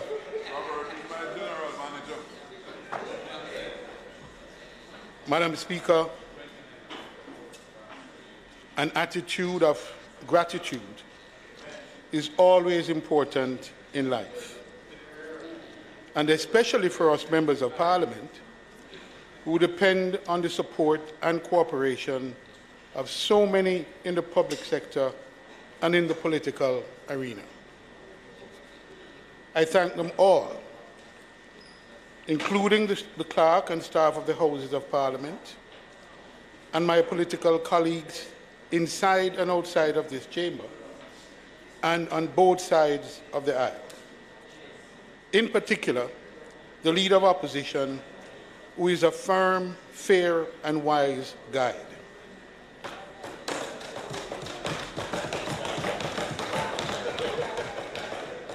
To you, Madam Speaker, for your kind words for me always, and your thoughtful guidance of the affairs of this House. I also thank the people of Western St. Andrew for their continued love and support. I'm grateful, Madam Speaker, for the continued support of my councillors, Councillor Hazel Anderson, Byron Clark, Norman Perry, caretaker Michelle Thomas, and members of the constituency executive, some of whom are here today. I thank my office staff, Ms. Jennifer Edwards and Cassie Campbell, for their yeoman efforts in making the office work for the people of Western St. Andrew, along with my assistant, Mr. Mario Wallace. I acknowledge, Madam Speaker, as well, the support of my driver and my CPO. I should not forget my long-serving secretary, Ms. Roxanne Brown, as well. Last but not by no means least, Madam Speaker, my family. Madam Speaker, it is not possible to do the job of representation well without the support of family. I want to thank my wife, Judith, who is here, and my daughter, Nile, who is not. She told me she chose violin practice than being here today.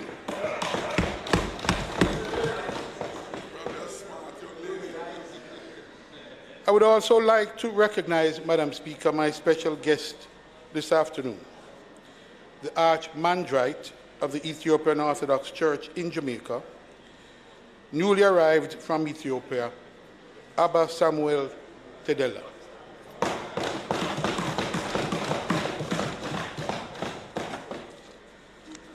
Madam Speaker, this 23-24 sectoral debate is extremely important, coming as it does towards the tail end of the COVID-19 pandemic and amidst the search for sustainable development and growth, not just to restore the status quo ante, but to open new pathways to economic development and growth. My presentation will, therefore, open some new windows, which we must do to achieve our full potential as an economy with great advantages by virtue of our geographical location, as well as air and maritime advantages, among others. My presentation, Madam Speaker, is titled Surviving to Thriving, a Time for New Directions. Because, Madam Speaker, we need not convince ourselves anymore of Jamaica's potential, but must now urgently actualize these potentials to achieve greater levels of prosperity that we can see and feel for our people. Certainly, the time has come for Jamaica to become a major player in global trade, providing a more resilient and sustainable global supply chain. And the Minister of Tourism spoke eloquently to the need in the tourism sector. To accomplish our goals, Madam Speaker, we will need to transform our production structures by implementing a mix of innovative policy measures, efficient organization structures, trained and certified human resources, and a rapid technological deployment. I start, Madam Speaker, by recognizing the catalytic role of an entrepreneurial public sector in driving growth and development in the national economy. Madam Speaker, I begin my presentation by reminding this Honourable House of the catalytic role of an entrepreneurial public sector in driving growth and sustainable development in the national economy. We are all aware that the public sector has a crucial institutional role in policy making, implementation, and monitoring, and that the quality of human resources is a key factor to successful policy and program in planning, design, and implementation. However, it is important to note that public sector innovators, who we must be trying to retain in any reform process, do not innovate or function optimally in a vacuum. They operate most effectively and efficiently in a structured organizational environment that includes government's respect for people, good human resources management practices, leadership with integrity, good stewardship, and excellence. These are the hallmarks of creating an effective and productive public sector, Madam Speaker, that embraces innovation and strive for a positive contribution towards sustainable economic growth and development.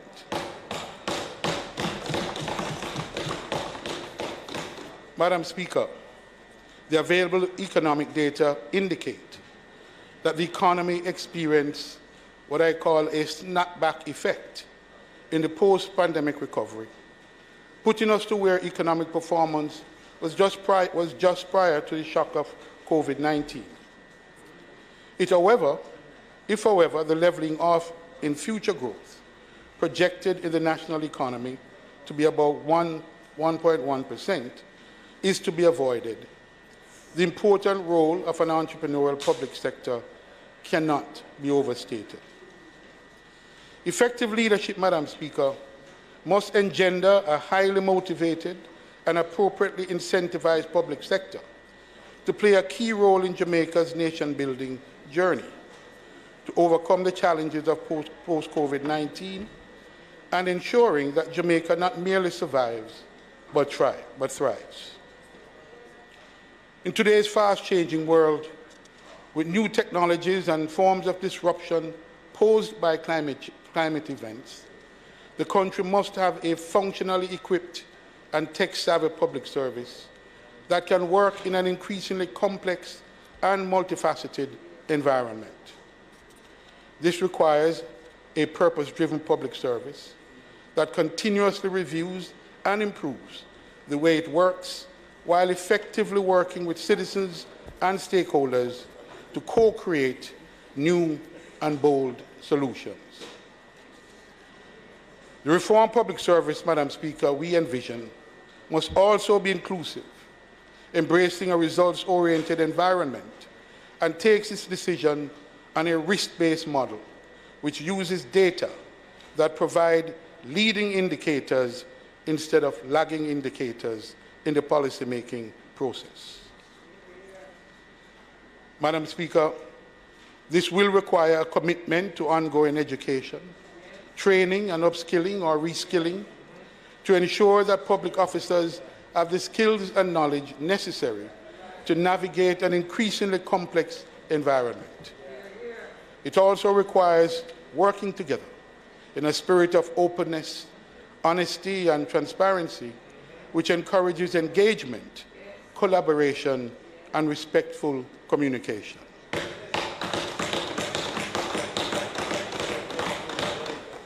Unfortunately, the current rush by the administration and forceful implementation of a complex process has resulted in many signed agreements but uncertain outcomes. As the clarity of what has been signed by the representatives of the various groups become clearer, as reflected in their new pay packages, A sense of betrayal and deep disappointment with the government has set in. The longer-term implications are concerning.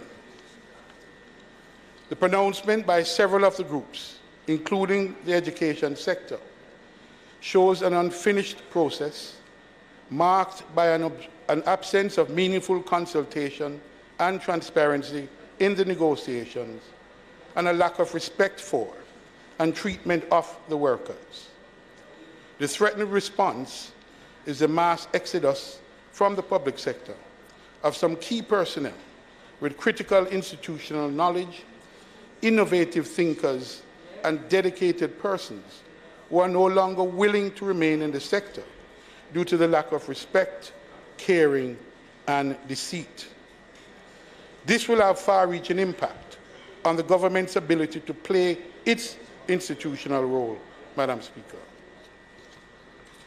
The compensation review process was a major opportunity for the government to create the conditions for a high-performance public sector capable of transitioning Jamaica from surviving to thriving by achieving sustainably high rates of economic growth and development yet to be experienced. Instead, Madam Speaker, the mishandling of the compensation review has reaped deep mistrust by almost every bargaining group, in spite of the hundreds of billions of dollars spent in the process. Madam Speaker, good governance demands exploration of the various ways in which to build and to engender trust in public administration. Public trust, Madam Speaker, leads to greater compliance with a wide range of public policies. It also nurtures popular participation, strengthens social cohesion, and builds institutional legitimacy. In the longer term, trust is needed to help government tackle long-term and difficult societal challenges, such as fighting inflation, managing climate change, navigating changing geopolitical environment, responding to post-COVID shifts in supply chains and global trade, as well as changing labor markets. Madam Speaker, successive administrations have aimed at reducing bureaucracy and increasing productivity in the public sector. Yet the current effort in seeking to accomplish the objective has failed miserably, both in the management of the process and in its suboptimal outcome. Madam Speaker, there is no reward for tackling a difficult task poorly and making matters worse for the intended beneficiaries. There's no reward.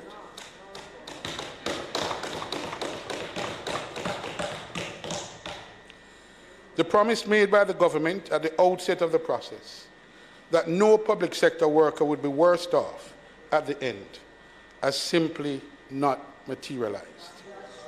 So, judged even by its own yardstick, the effort is a failure.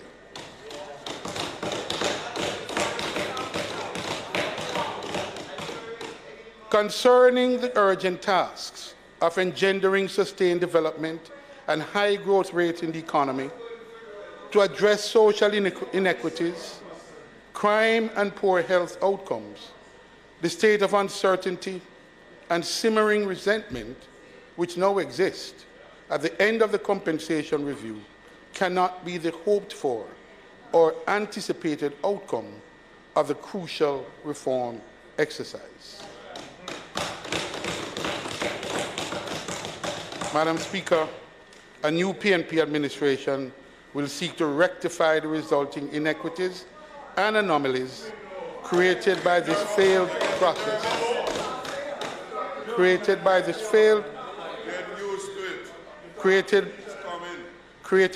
failed process. Time come for a new direction. Madam Speaker, I turn next to a key leadership role for the Ministry of Industry, Investment and Commerce, which I for which I'm the shadow minister.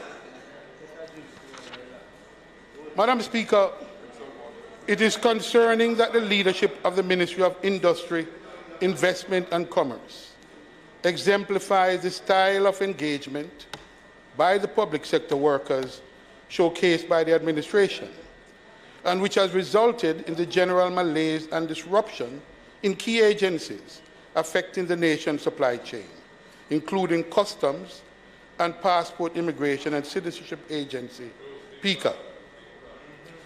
The ministry itself has been the subject of major experimentation with the joining of the critical agricultural portfolio for a short period, to be followed by several ministerial changes, 4 so far, and portfolio subjects shifting.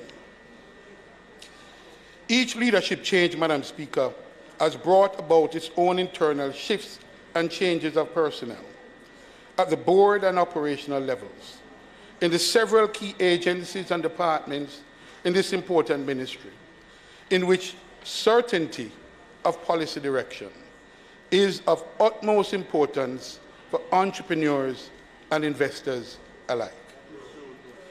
Madam Speaker, the existing situation is not an improvement on what existed before. In fact, things have gotten worse.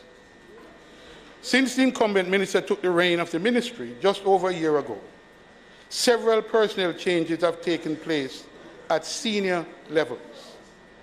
Many of the heads of key agencies have either left or otherwise demitted office at great cost to the taxpayers for settlements, or have separated or have been threatened with separation under controversial circumstances.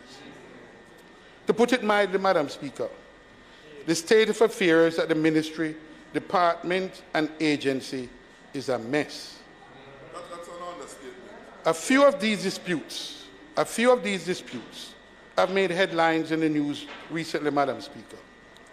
One of which I find particularly disturbing, as it demonstrates a callous disregard for the seminal contribution made by the agency head and unfair treatment by the board of a head of agency who has made an acknowledged stellar contribution to nation building.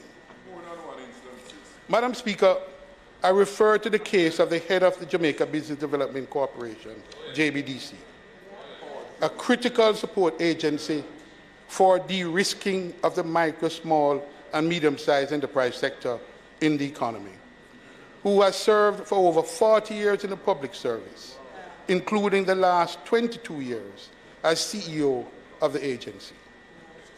Notwithstanding the board and CEO having agreed a 2-year contract extension previously, the board chairman reportedly called an emergency board meeting for the purpose of rescinding the contract and instead offered a reduced 1-year contract. A standoff still exists between the CEO and the agency boards, as the CEO was not paid for nearly 5 months. It was only after the intervention of an expert labor relations practitioner and an expose in the media that she was paid. Questions certainly arise, and answers should be provided in the appropriate forum, and these include: 1, was the chairman instructed to change the board's decision to grant the CEO a 2-year extension to the CEO's contract? And if so, by whom? 2, why has this matter been so protracted? And has the minister himself intervened and caused a settlement of the matter? Madam Speaker,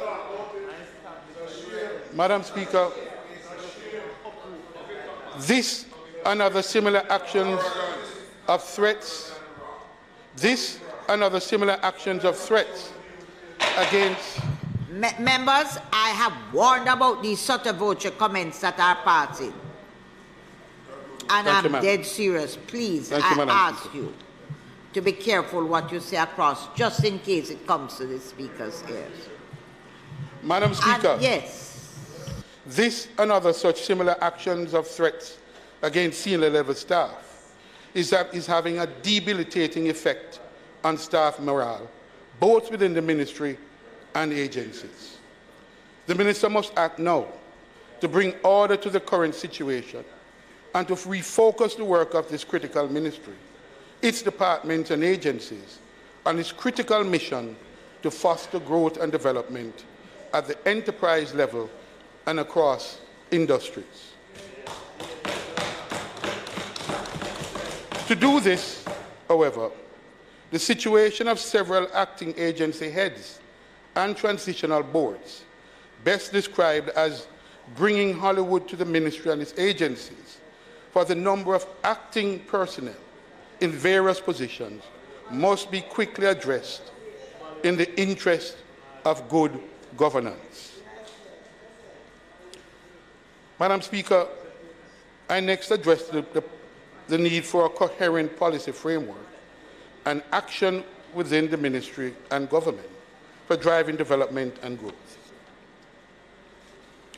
Madam Speaker, perhaps the most glaring and consequential outcome of the apparent lack of sound and innovative leadership by the administration after more than 7 years in office is the acknowledged mishandling of the fledgling cannabis industry. Wow. Many have long thought, Madam Speaker, many have long thought of marijuana as Jamaica's most resilient agro-industrial crop, with the potential for developing a strong industrial base for growth and development of the economy with widespread scientific, medicinal, and nutraceutical benefits. Jamaica's pioneering role among developing countries in decriminalizing marijuana and the establishment of a framework for the medical and nutraceutical industry, as well as its sacramental use by the Rastafari community, was bequeathed by the previous PNP administration. And Madam Speaker, credit must be given to the Leader of Opposition. He led that process, and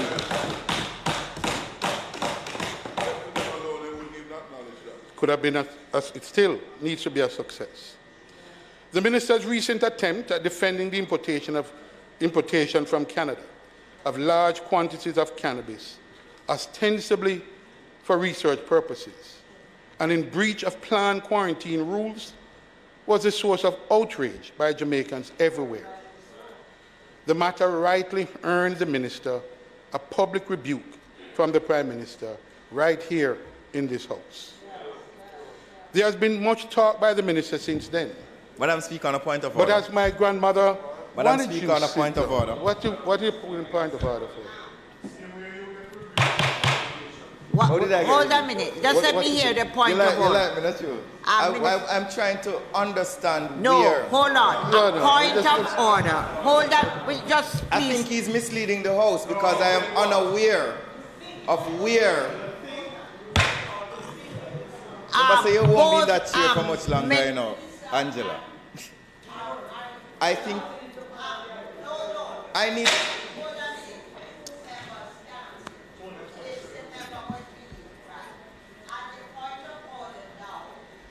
The member said, Madam Speaker, that importation of ganja was done in violation of quarantine rules. Yes.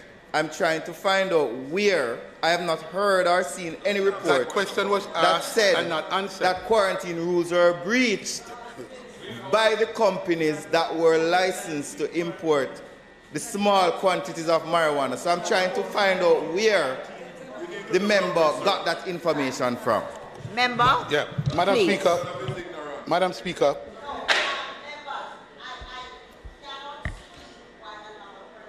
Yeah. To be striking the gavel because you are not just being silent and listening to what I'm saying. The member has raised a point and the member has got up to explain what he has. Madam Speaker, the records will show that I tabled questions in this House. These questions were answered or not answered in the case, and among the question was the question about the compliance with the quarantine rules. To date, I have not gotten Madam Speaker, I wish to raise another point. not Mokoilo. Ask the question and the member is answering. Well, Madam, I know the tactic, Madam Speaker. But, Madam Speaker, the questions and answers are non-answers are on the record. They were tabled in this House. Speaker, and another point. Madam Speaker, he made a statement. No, you're not going to bully me. You're not going to bully me. No, you're not. He made a definitive statement. It is. That it was. Marijuana was imported in Jamaica in breach of quarantine rules. It was. He has not validated that statement by what he just said a while ago. He said he made queries via questions in this House, which he says were not answered.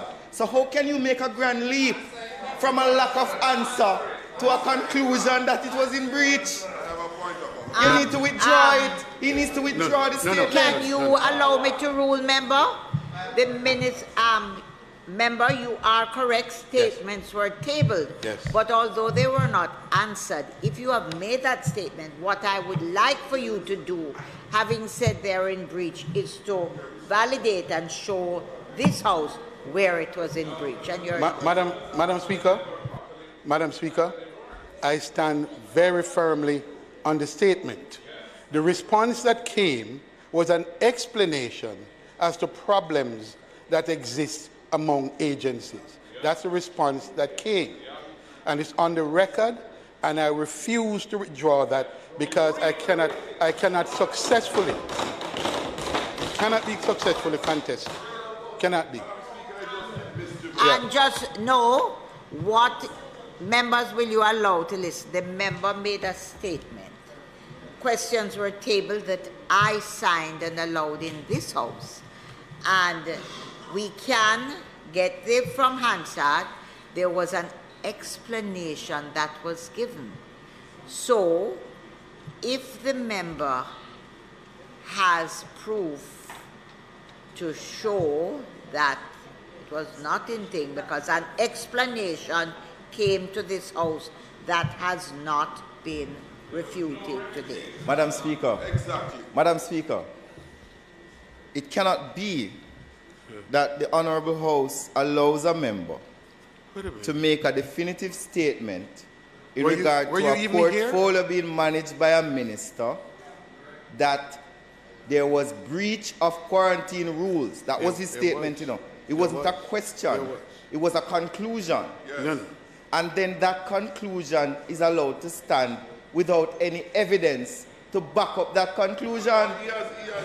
He needs to withdraw the statement as it is without merit. He has no evidence of it. And he is bringing the ministry and the minister into disrepute.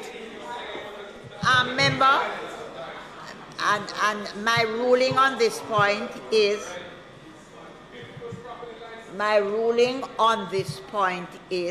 that questions were tabled and explanation was given. However, if you make a statement, member, that something is in breach of the quarantine, the correct thing is to show where it is in breach. That is correct. That is.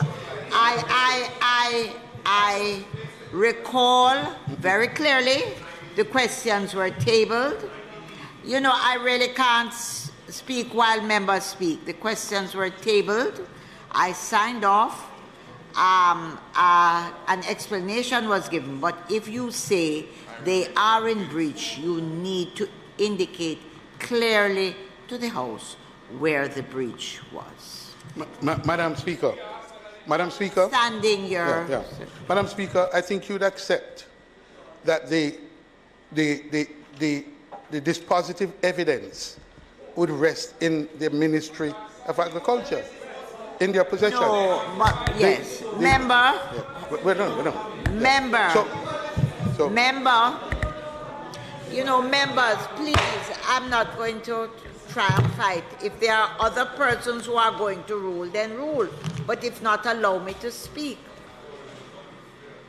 And I really ought to be heard in silence. I do agree that the questions were tabled, the explanation was given. But I still hold that if you make a statement in this House that there was a breach, then you must, regardless of whether or not the minister has answered that, in standing and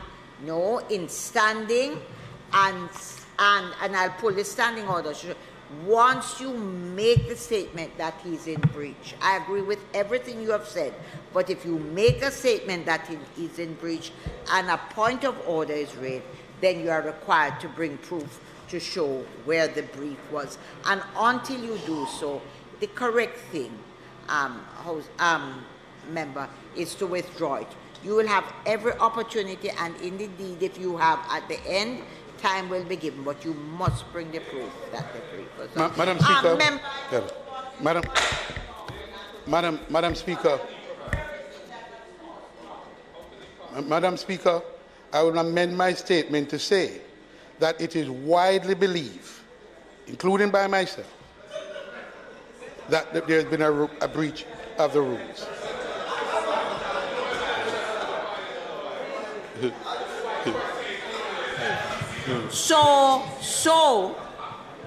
No, just a minute. Allow me, because point of order has been raised. So if you are withdrawing that and saying you would widely believe, I'm okay with that, because I can't challenge your belief or the wide belief.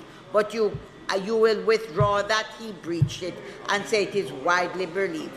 That is fine. And while you do that, members, your time for speaking has expired. House Leader. That's what you're aiming at. That's what you're aiming at. That's what you're aiming at. Madam Speaker. That's what you're aiming at. Madam Speaker, with regards to the members, what I shall say, circumlocutory way of withdrawing the comment. And the time having expired, Madam Speaker, I beg to move that his time be extended to allow him to complete his presentation. May it please. The question before the House is that the member be given sufficient time to complete his presentation. Those in favour? Those against? The ayes have it. Member? Thank you, Madam Speaker. Thank you, colleague, including the questioner, the mover of this. Yes. Madam Speaker, continuing, there has been much talk by the minister since then. But as my grandmother taught me by saying, son, no listen to no noise, watch the seal. Madam Speaker, this incident is yet another example of the failure of policy guidance from the ministry to a key regulatory body under its jurisdiction with potentially devastating outcome for the country's growth and development opportunities. This incident, Madam Speaker, is no different either in its importance or potential negative consequence for the country's economy and reputation among trading nations than another publicized incident. Madam Speaker, it is also known that several other critical agencies are even at this moment facing management or board level disruptions.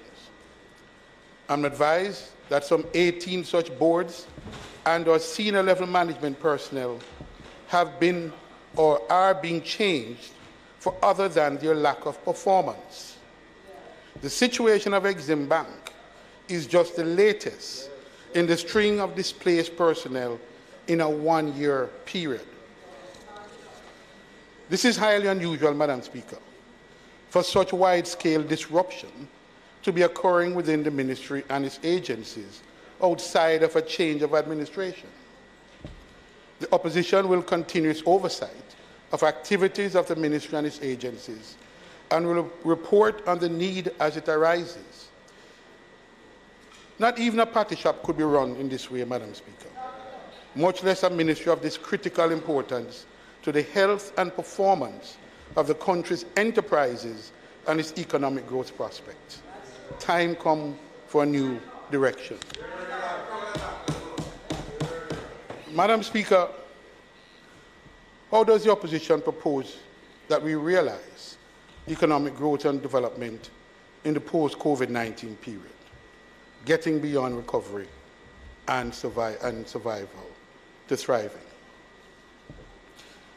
Madam Speaker, a little over 3 years ago, Jamaica and the rest of the world was being alerted to the deadly effects of COVID-19 pandemic. And the advisories from the World Health Organization provided daily guidance to governments around the world on the measures to be undertaken to avoid the spread of the virus. But all essential services, people and goods were ordered to stay in place and movements severely restricted for close to 2 years. Governments and their populations were in an unprecedented crisis as the survival of businesses across all industries and entire population was at best uncertain. Madam Speaker, the pandemic achieved what many of us had struggled to communicate to the Jamaican population for nearly 8 years previously, about the existence of a global supply chain and a method of transporting and storing goods, data, money, and people across borders, termed global logistics. Jamaica and much of the world, Madam Speaker, had finally awoken to the reality that such an ecosystem and an industry indeed existed, and although imperceptible to most, it was real. Everyday commodities and services, once taken for granted, were suddenly unavailable, or at least not available in their accustomed quantities. Stores and supermarkets globally were running short on essential supplies. Tempers flared as the struggle for basic food and sanitary items intensified. The once unknown supply chain, Madam Speaker, of which we now speak, was broken, and the effects felt everywhere around the world. The medication and the personal protective gears necessary to save lives and to provide protection to healthcare workers and critically ill patients were short in supplies, if available at all. The world was in turmoil. But as the pandemic eased, Madam Speaker, and things began returning to normal, flights resuming, and the closed hospitality sector and factories began reopening, then came the Russian invasion of Ukraine, and war had again broken out in Europe.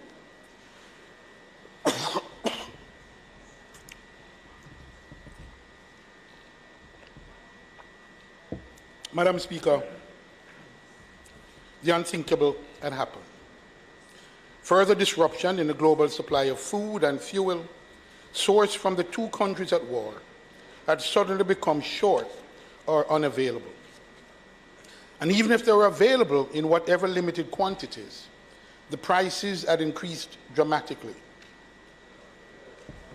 The supply chains were either disrupted, this time by geopolitics and the imposition of sanctions against Russia. And the further break in the supply chain has led to a global inflationary spiral. The Minister of Tourism recognized that and spoke to that. Madam Speaker, governments the world over were in a fight to control inflation. Further damage to the global and local economy is being done by the measures imposed by governments to fight inflation. The most vulnerable in our society are paying the cost of these measures. Madam Speaker, as previously mentioned, nearly a decade earlier, there was a specific proposal for Jamaica becoming a logistic hub and the fourth node in the global trading system, joining Singapore, Dubai, and Rotterdam. This was initiated by the PNP government and heavily promoted. Like the other three existing hubs, Jamaica's geostrategic location in the center of the Americas, with an estimated market of over 800 million persons, and within a 4-hour flight radius to major population centers, provides an unmatched opportunity to host a major logistics and trade hub. The opportunity for Jamaica, Madam Speaker, to contribute strategically to the redesign of a more flexible and resilient supply chain, thereby achieving this objective in becoming a global logistic hub, demands urgent action. Madam Speaker, in order for Jamaica to realize its objective, a mix of integrated policies, improvement in physical and digital infrastructure, as well as focused attention in developing our human resource capacity across key industries and institutions, must be targeted. Importantly, the effort must be sustained for at least the next 10 to 15 years. Developing a logistics-centered economy must involve the whole of government. This includes an entrepreneurial public sector with critical support from the private sector groups, representing both large enterprises and small and medium-sized enterprises, academia, as well as local and foreign investments. The good news is, Madam Speaker, that at last the government, opposition, and the private sector groups are fully aligned on the urgent need to develop Jamaica's capability to become the global logistic gateway for the Americas and to become that fourth node in the global trading system. This is evidenced by work already done by the last PNP-led government in commissioning the Global Logistic Hub Initiative Master Plan and Market Analysis. The study was accepted by the current administration in 2017 and tabled in this Honourable House. Unfortunately, no public debate on this crucial document ever took place.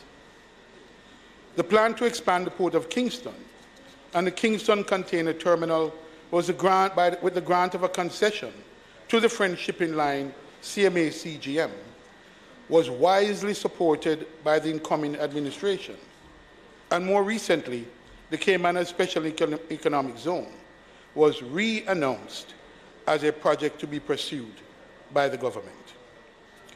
Madam Speaker, I commend the government for continuing these plans for the country, the economy, and the people will benefit. Importantly, Madam Speaker, the Jamaica Special Economic Zone Authority, or JESIZA, had been implemented, and the Special Economic Zone Act, piloted by me in the House, was brought into effect by the current government as key pillars in attracting investments in the development of the supply chain and logistics sector, as well as the business process outsourcing sector.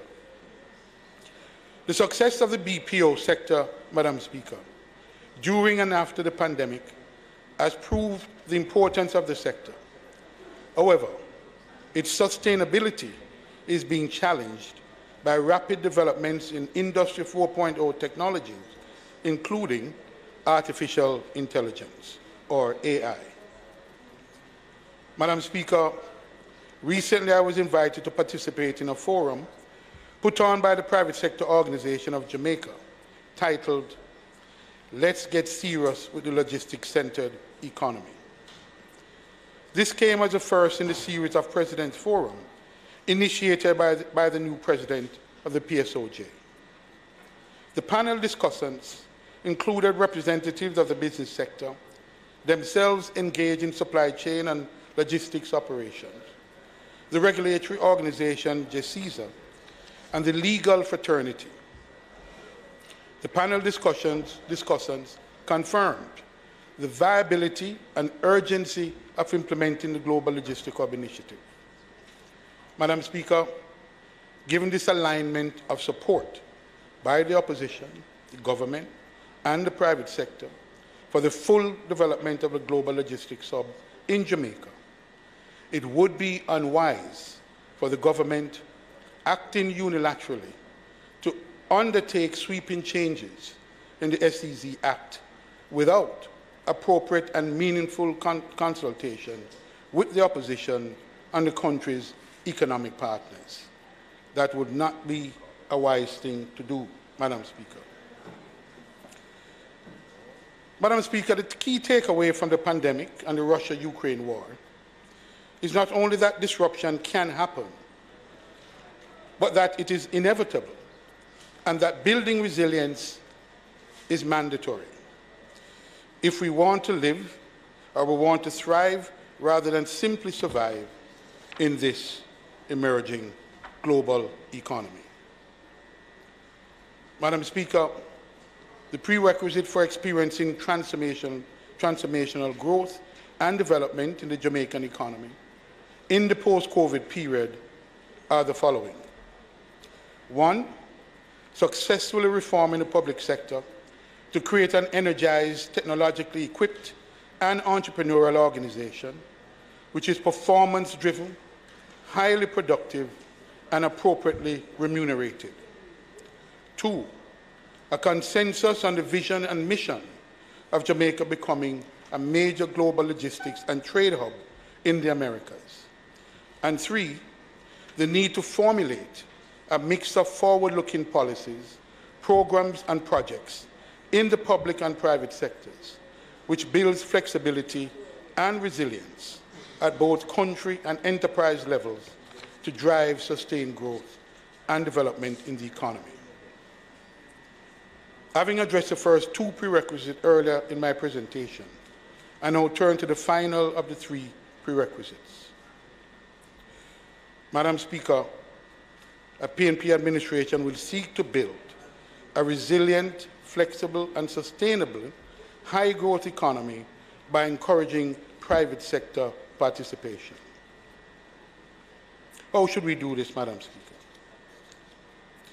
In order to achieve the high level of coordination between the public and private sector groups to realize the logistic hub in the shortest time possible, a PNP administration will replace the failed Economic Growth Council with a Logistics Council, which is focused, goal-oriented, and designed to achieve high levels of coordination among the key stakeholders. By collaborating with key stakeholders, including logistics service providers, shippers, carriers, ports and terminal operators, freight forwarders, custom brokers, as well as manufacturers and exporters, small businesses, academia, and government institutions, the Logistics Council will help to improve the competitiveness and performance of local suppliers and logistics enterprises. This will be done while promoting sustainable development and contributing to Jamaica's economic growth. The main objectives of the Logistics Council will be to provide inputs in developing targeted programs and initiatives to help enterprises prepare themselves to participate in the global value chain, to review forward-looking initiatives to assist MSMEs to implement business transformation improvements. This will enable them to emerge stronger and take advantage of the logistics-centered economy, to work outside and alongside government and policymakers and regulators to provide strategic advice and insights that improve the safety, efficiency, and sustainability of the sector, and to strengthen enterprise-level access to the global value and supply chain, while improving the industry's overall performance. And I thought I heard the Minister of Tourism recognizing that and asking that the supply issues need focus. These are the solutions, Minister. To further enhance Jamaica's competitiveness, resilience, and attractiveness as a logistic hub, emphasis must be placed on enhancing its connectivity to the major markets and countries in the world. Already, a major asset in Jamaica becoming the gateway to the Americas is the connection of the Port of Kingston to over 190 different ports around the world, providing markets links to major economies in North, South, and Central America, Europe, Asia, and Africa. Further, Madam Speaker, Jamaica's reputation as a major transshipment hub is already well established and provides a platform to develop the logistics capabilities and to gain a reputation as a value-added logistics hub. This can be achieved by developing in the near port and port hinterland facilities, such as regional distribution hubs. Madam Speaker, we will attract large-scale and foreign investment in the build-out of special economic zones, providing a range of industrial, commercial, and logistics activities, such as Tier 1 warehouses, cold storage, fulfillment and distribution services, ship repairs, bunkering, and ship chandlering, among others. Additionally, Madam Speaker, the build-out of SEZs will provide the opportunity for linkages with domestic firms, both large and small, either as a source of import from or export to the zones, with incentives provided for domestic producers of goods and services to export into the zones without paying GCT on such exports. There are a range of benefits for developers and occupants within the zones. Special provisions benefiting MSC businesses are provided for the SEZ Act and regulations to ensure integration of small and medium-sized businesses into zone activities and, by extension, into global markets. It is important, Madam Speaker, that regardless of size, each business planning to sell its services or goods into the zone accepts the high standards of quality and price competitiveness which the purchasers will demand as a condition of doing business in the zones. For those businesses conducting operations in the zone and wishing to sell into the domestic market, duty is normally imposed unless otherwise exempted. An additional advantage of Jamaica becoming a logistic hub is a network of subsea cables providing enhanced connectivity to other Caribbean islands and beyond to the rest of the world. These physical assets, in turn, provide the backbone to a robust telecommunication, information and communication and ICT network, essential to supplying the logistics and supply chain operations globally. Similarly, Jamaica's logistics capabilities and connectedness of value to local and global logistics operators will be greatly enhanced by the build-out of its multimodal capacity in rail, barge, roads, and air travel or cargo operations. Madam Speaker, to further improve Jamaica's connectivity and logistics infrastructure, the PNP government will develop the Vernon Field Aerotropolis project, championed by former Minister Mike Henry. This is complementary infrastructure, Madam Speaker, as the Vernon Field project will enhance Jamaica's capability to engage in long-haul cargo movement as well as passenger travel to increase Jamaica and the Caribbean region's tourism capacity. It further enhances what I've heard the tourism minister call a resilient tourism industry. This is critical. Madam Speaker, our two major airports are near the sea and are vulnerable to sea level rise against the backdrop of climate change. The Mid-Island location proposed for development of the much talked about Vernon Field Airport provides the flexibility and resilience needed in a trading hub to provide reliability and to mitigate investors' risks. These improvements will inspire companies across the logistic chain to establish operations in Jamaica, as they can rely on frequent and dependable connectivity to reach global markets rapidly. Our local supply chains and e-commerce, last-mile delivery capabilities in parcel, food, clothing, and other business and consumer products will be positively affected. What then are the key policy mix to achieving this vision? Realizing the logistics-centered economy, Madam Speaker, requires us to build on Jamaica's strategic location by developing Tier 1 physical and digital infrastructure, as well as an entrepreneurial public sector that is efficient, motivated, and fairly treated. In addition, the blueprint established in the Global Logistic Hub Initiative Master Plan and Market Analysis must be dusted off and its core recommendations implemented. Among the recommendations is the need for a correct mix of policies and institutions to achieve the desired outcomes, which must now be adjusted to take account of the lessons learned during the pandemic. Madam Speaker, the following mix of policies will be pursued in the next PNP administration. 1. A strengthened trade policy to reflect Jamaica's trade offensive capabilities and interest in successfully building and operating the trade and logistics hub.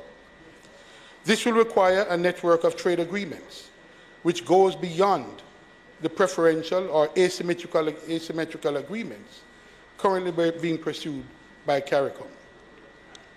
These new agreements will build on the Economic Partnership Agreement with Europe and the Brexit-induced agreement with the United Kingdom to advance services trade, improve market access and rules of origin issues, as well as enhanced interest in participating in the global supply and value chains with strengthened logistics services capabilities.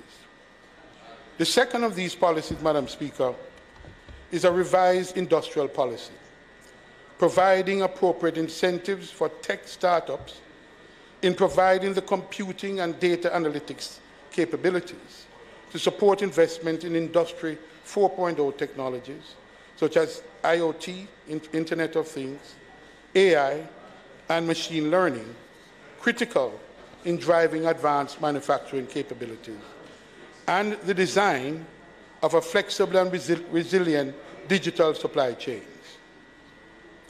The industrial policy, Madam Speaker, will take account of the proposed new industrial policy for CARICOM, which must address the structural issues involving energy security, and competitively priced energy.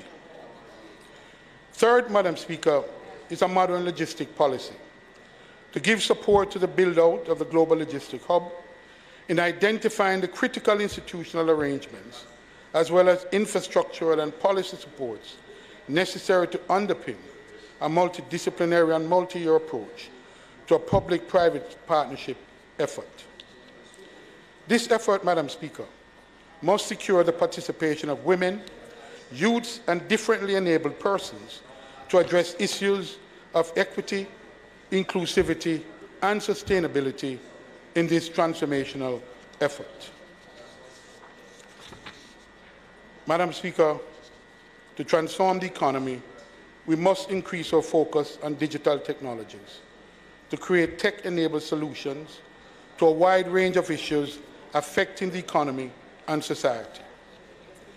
The government must play a lead role in the embrace of these technologies and leapfrogging our current state of adoption and adaptation of future-facing technologies, which is needed to catalyze innovation and growth across all domains, including in the public sector.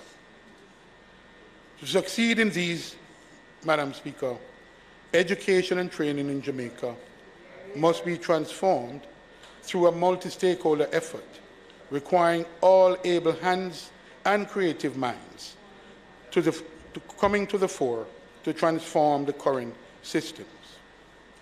The needs of industry generally and the Global Logistics Hub must be prioritized for there to be alignment on our efforts to develop and grow the economy, thereby providing good-paying jobs, which in turn generate the revenues for government, businesses, and families to sustain a multi-year commitment of resources to achieve the goals set for education and training institutions at all levels.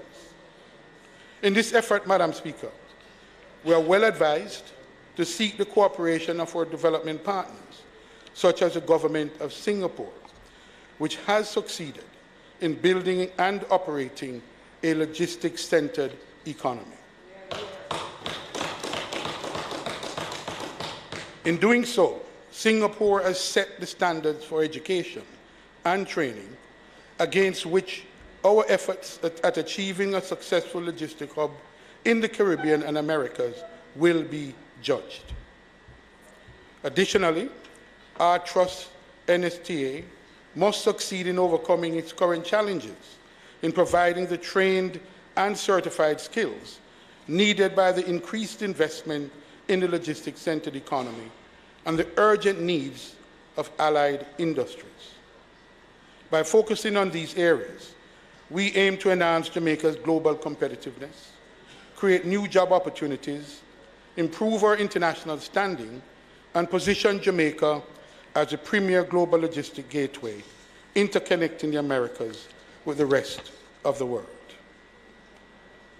Madam Speaker, a defined role for our universities in Jamaica and throughout the region must be articulated in this drive to build the current and future leaders of the logistic-powered regional economy. Jamaica's role as a global trade and logistic hub will necessitate the development of complementary infrastructures if development and growth throughout the region is to be realized and sustained. Madam Speaker, in conclusion, Jamaica is in a rare moment when the challenges of achieving high levels of growth and development in our economy and our people intersects with a broad consensus on building a logistic hub in Jamaica to take advantage of our geostrategic location in the Caribbean and the Americas. The alignment of government, the opposition, and the private sector on the logistics-centered economy is itself a rare moment, especially coming after a 10-year debate. The debate was settled largely due to the COVID-19 pandemic, which disrupted the global supply chain and unleashed 2 years of deaths, serious illnesses, unavailability, shortages, and delay of critical goods and services, resulted in a global inflation spiral. The hopefulness of a 16-year-old boy or girl growing up in Jamaica in this period cannot be undermined by an absence of leadership at this very moment of our opportunity. The central importance of trust in our government by the public sector workers, as well as the fact of growing disaffection of the electorate in our political process, increases the premium of consensus among the government, opposition, and the private sector in creating a logistics-centered economy. Madam Speaker, we need to keep alive the hopes and aspirations of that young boy from the inner city and the girl from rural Jamaica who are about to graduate from high school or university. We must instill confidence for a better future for them in Jamaica. The government's failure, therefore, to keep its promise to public sector workers that none would be worse off at the end of the compensation review process, coupled with the treatment of senior public sector workers in the portfolio ministries and agencies, also serve to undermine trust in government and immediately threatens our ability to implement our strategic objectives around which there is consensus. The government must repair this breach of trust among public sector workers. If not, the next PNP administration pledges to fix the inequities arising from this unsettled process. Otherwise, we would have missed an opportunity to create a public sector fit for the challenges of this age and our time.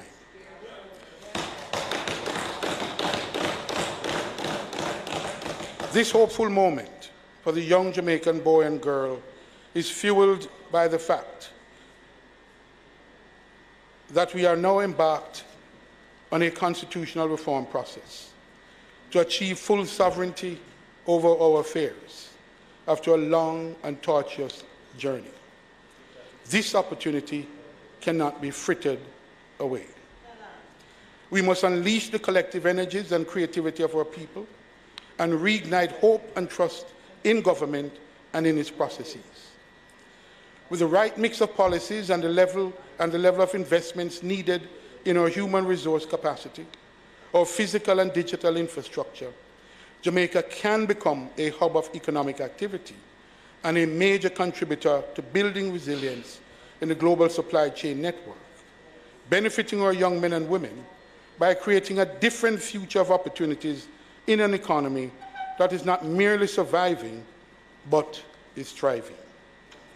Time comes for innovative, creative, honest, and trustworthy leadership in government to redirect Jamaica's current path to achieve an inclusive and sustainable economic growth and develop making Jamaica nice for all. God bless Jamaica and our people. Thank you, Madam.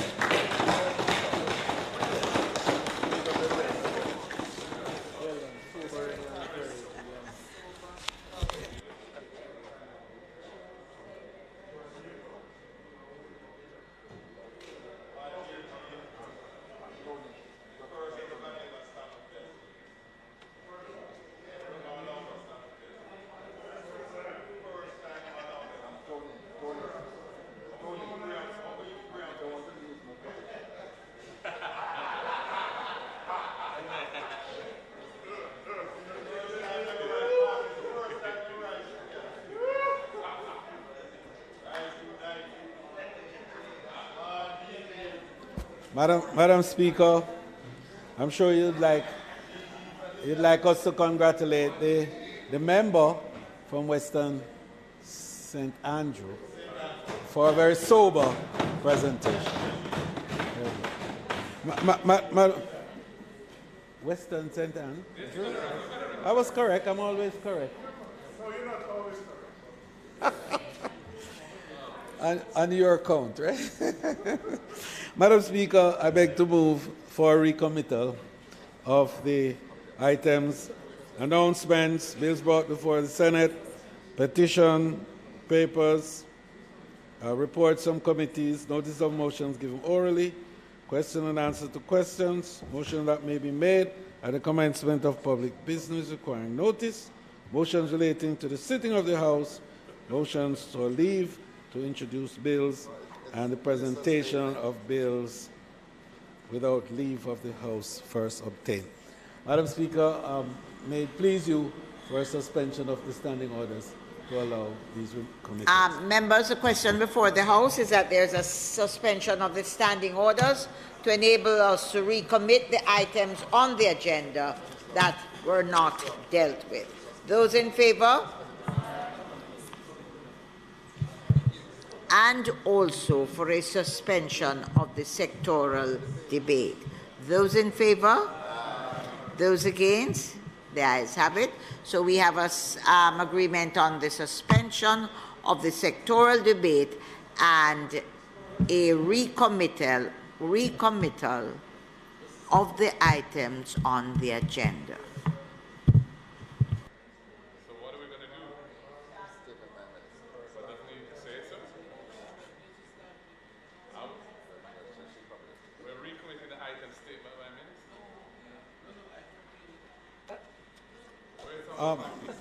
Madam Speaker, the Minister of Legal Affairs and Constitutional Affairs has a statement, and I beg to move that she be allowed to make her statement at this time. May it please you, Madam Speaker.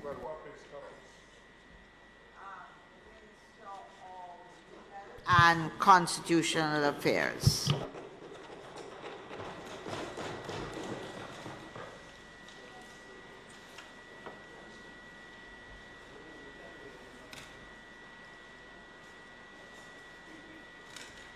Madam Speaker, this ministerial statement is intended to further update this Honourable House and the people of Jamaica on the work of the Constitutional Reform Committee. Madam Speaker, the CRC has hit the ground running. I'm pleased to report that 5 meetings of the full committee have been held since the announcement of its members by the Prime Minister on Wednesday, March 22, 2023, when the committee also had its inaugural meeting. In addition, other meetings and engagements have been held including those of the Public Engagement and Communication Subcommittee, as well as meetings with other stakeholders, such as the Executive Committee of the Jamaica Umbrella Group of Churches, the National Youth Council, and various media houses. Madam Speaker, I should also like to put on the record of this Honourable House that Dr. Elaine McCarthy, Chairman of the Jamaica Umbrella Group of Churches, has subsequently been appointed to the committee. Dr. McCarthy attended her first meeting on Wednesday, April 12. Since the CRC commenced its work, Madam Speaker, numerous comments have been made, issues highlighted, questions asked, and concerns raised about its composition and the process of deliberation. Permit me to use this opportunity to remind that formal terms of reference were finalized and agreed to by the committee. Among other things, these terms indicate that we are building on the vast body of work previously done. They specify that the work will be carried out in phases with proposed timelines, and that decisions on what to recommend are being made by consensus. Madam Speaker, as I've stated in this Honourable House in previous statements, I reiterate that the work of the committee has been executed in phases, 3 phases. In phase 1, we have spoken about patriation of the Constitution. What we are simply saying is that the intention is to bring the Constitution home by having it enacted as an instrument of the Parliament of Jamaica. We're focusing on abolition of the constitutional monarchy, establishment of the Republic of Jamaica, and the other matters that fall within the deeply entrenched provisions of the Constitution for which a referendum is required to amend. Madam Speaker, the ambitious timeline indicated for the tabling of the bill in phase 1 that the electorate will vote on to approve is doable. It is doable because the work is not starting from scratch. The list of issues to be put to the referendum are specified in the Constitution itself. It is not a long list. In fact, these are the process of altering the Constitution itself, the effect of the Constitution as the supreme law of the land, the establishment of the Parliament consisting of the monarch, a Senate, and the House of Representatives. The composition of the Senate, with 13 members appointed on the advice of the Prime Minister and 8 members on the advice of the Leader of the Opposition. Who is qualified for membership in both houses? The sessions, life, and extension of the Parliament, the appointment of senators in the aftermath of general elections, where the executive authority of Jamaica is vested, and finally, matters relating to the provisions of the Jamaica Independence Act. Madam Speaker, we will proceed only with those matters on which we have consensus. And this may mean that we'll have to prepare ourselves as a parliament and as a nation, perhaps for more than one referendum, if need be. As I indicated previously, in phase 2, we will review other ordinarily entrenched provisions of the Constitution for which amendments are desired and required, including the wordings and provisions of the Charter of Fundamental Rights and Freedoms set out at Chapter 3. We will also proceed to do the full assessment, Madam Speaker, and bringing it together in a new Constitution of Jamaica.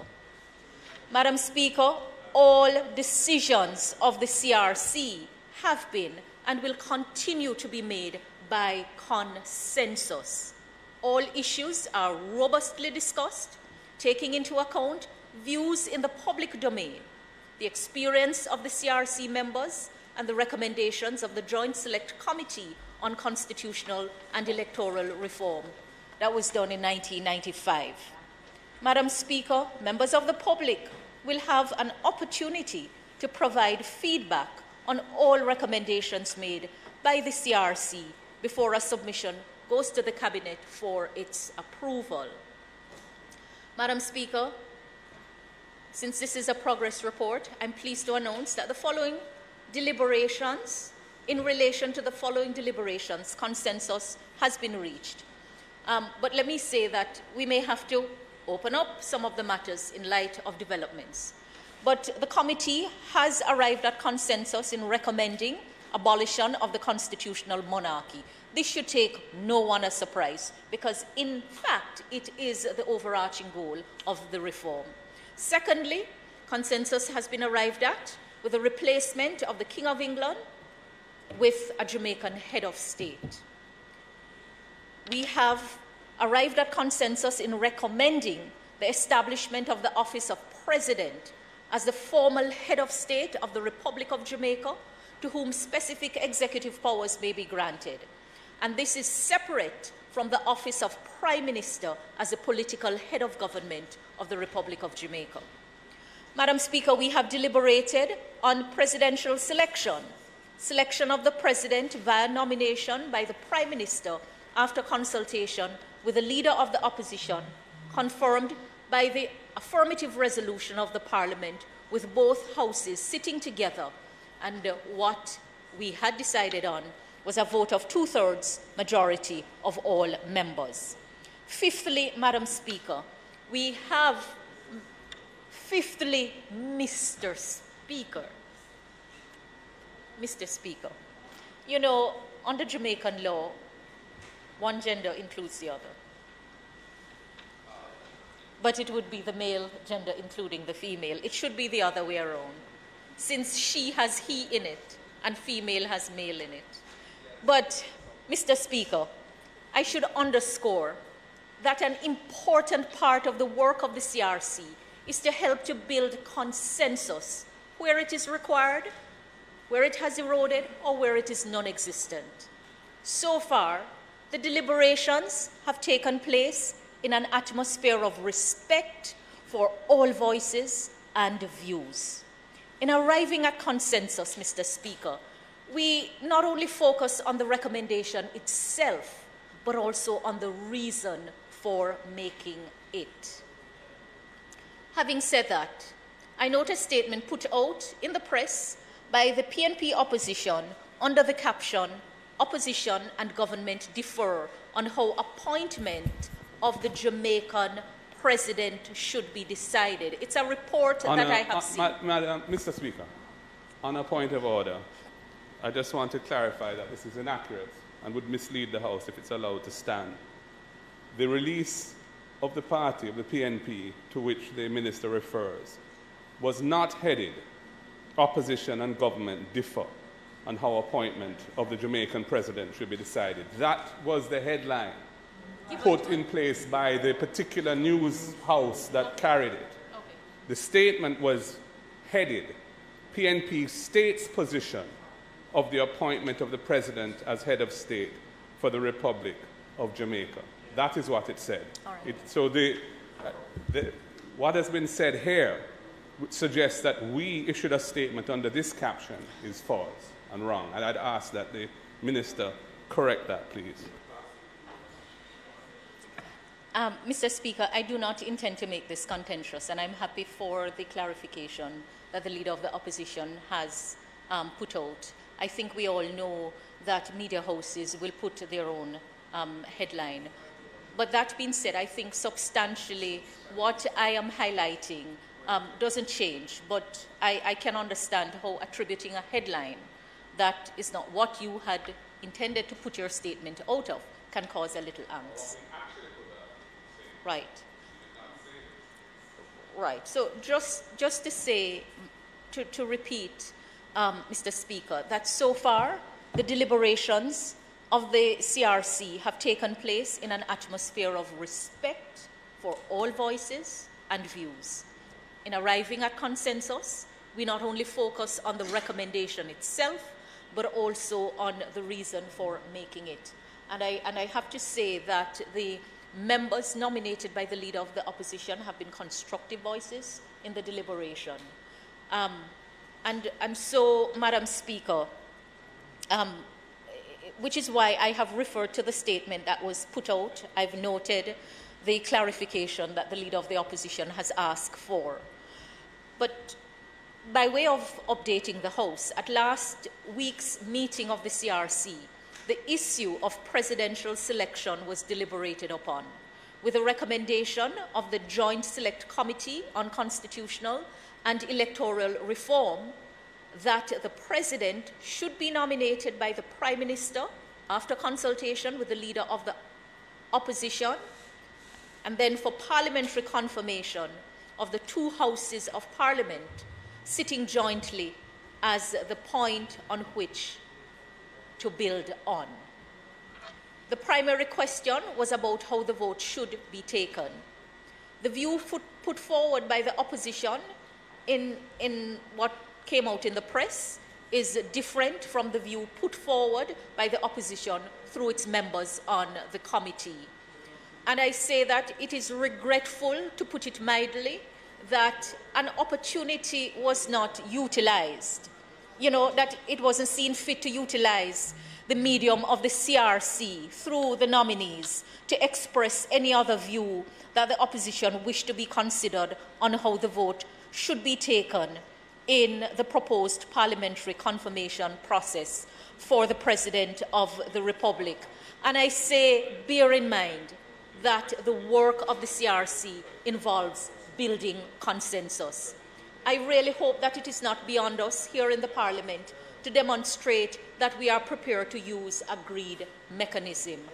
And just to say, I have been listening to the conversations on the issue, and it struck me, something struck me, that there is an opposition position on the matter and there is a government position.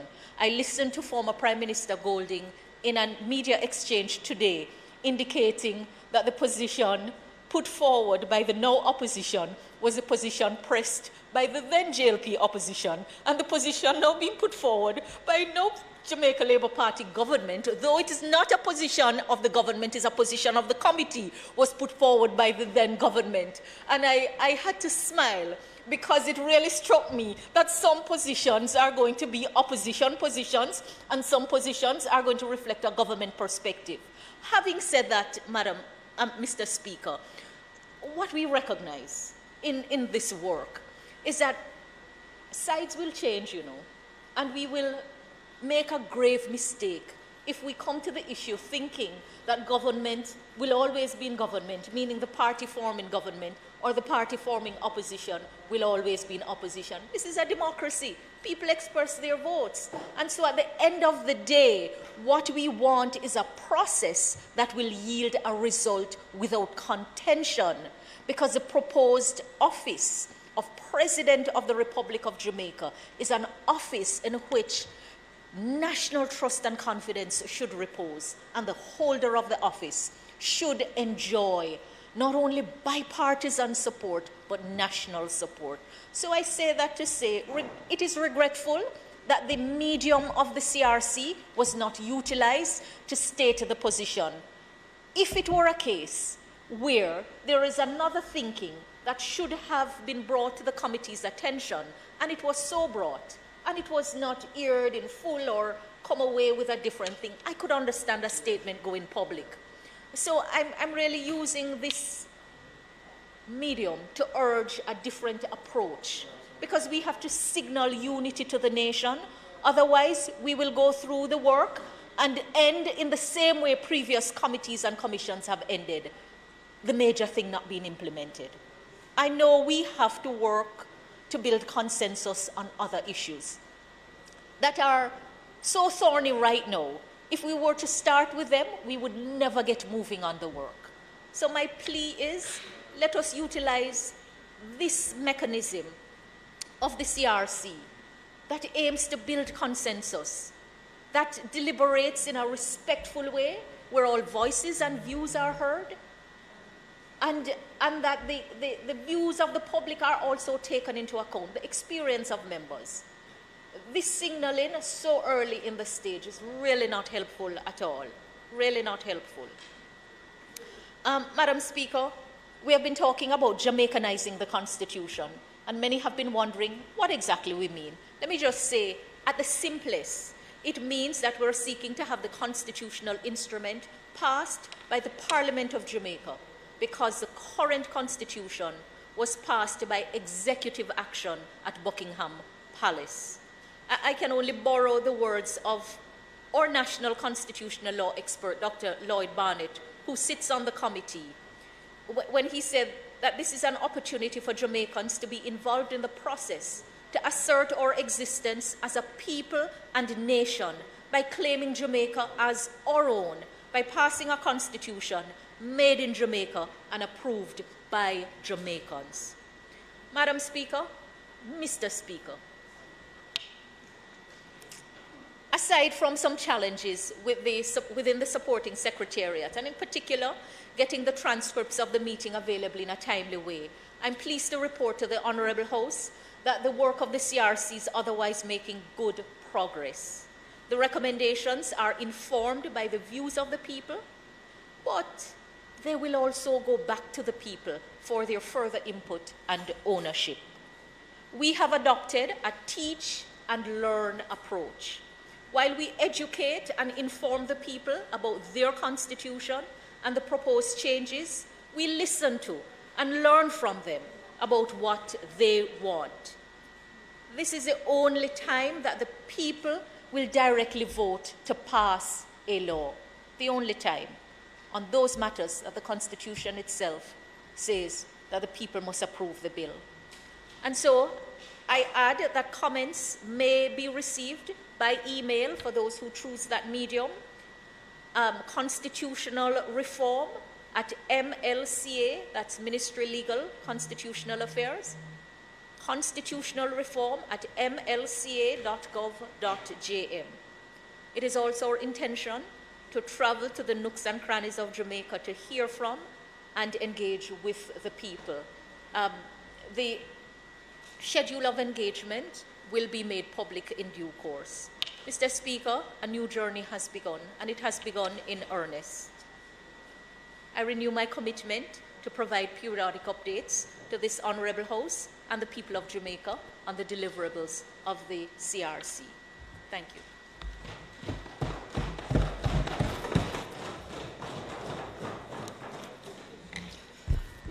Madam Speaker, let me thank the Minister for updating the House on proceedings in the CRC so far.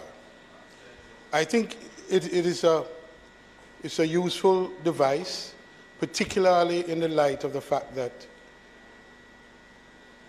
the public at large hears and views and understands what's happening within the committee after the fact. There is at the moment, as my understanding, that there's no real-time engagement of the CRC, and some members of the public have complained about that and asked whether there can be real-time deliberations.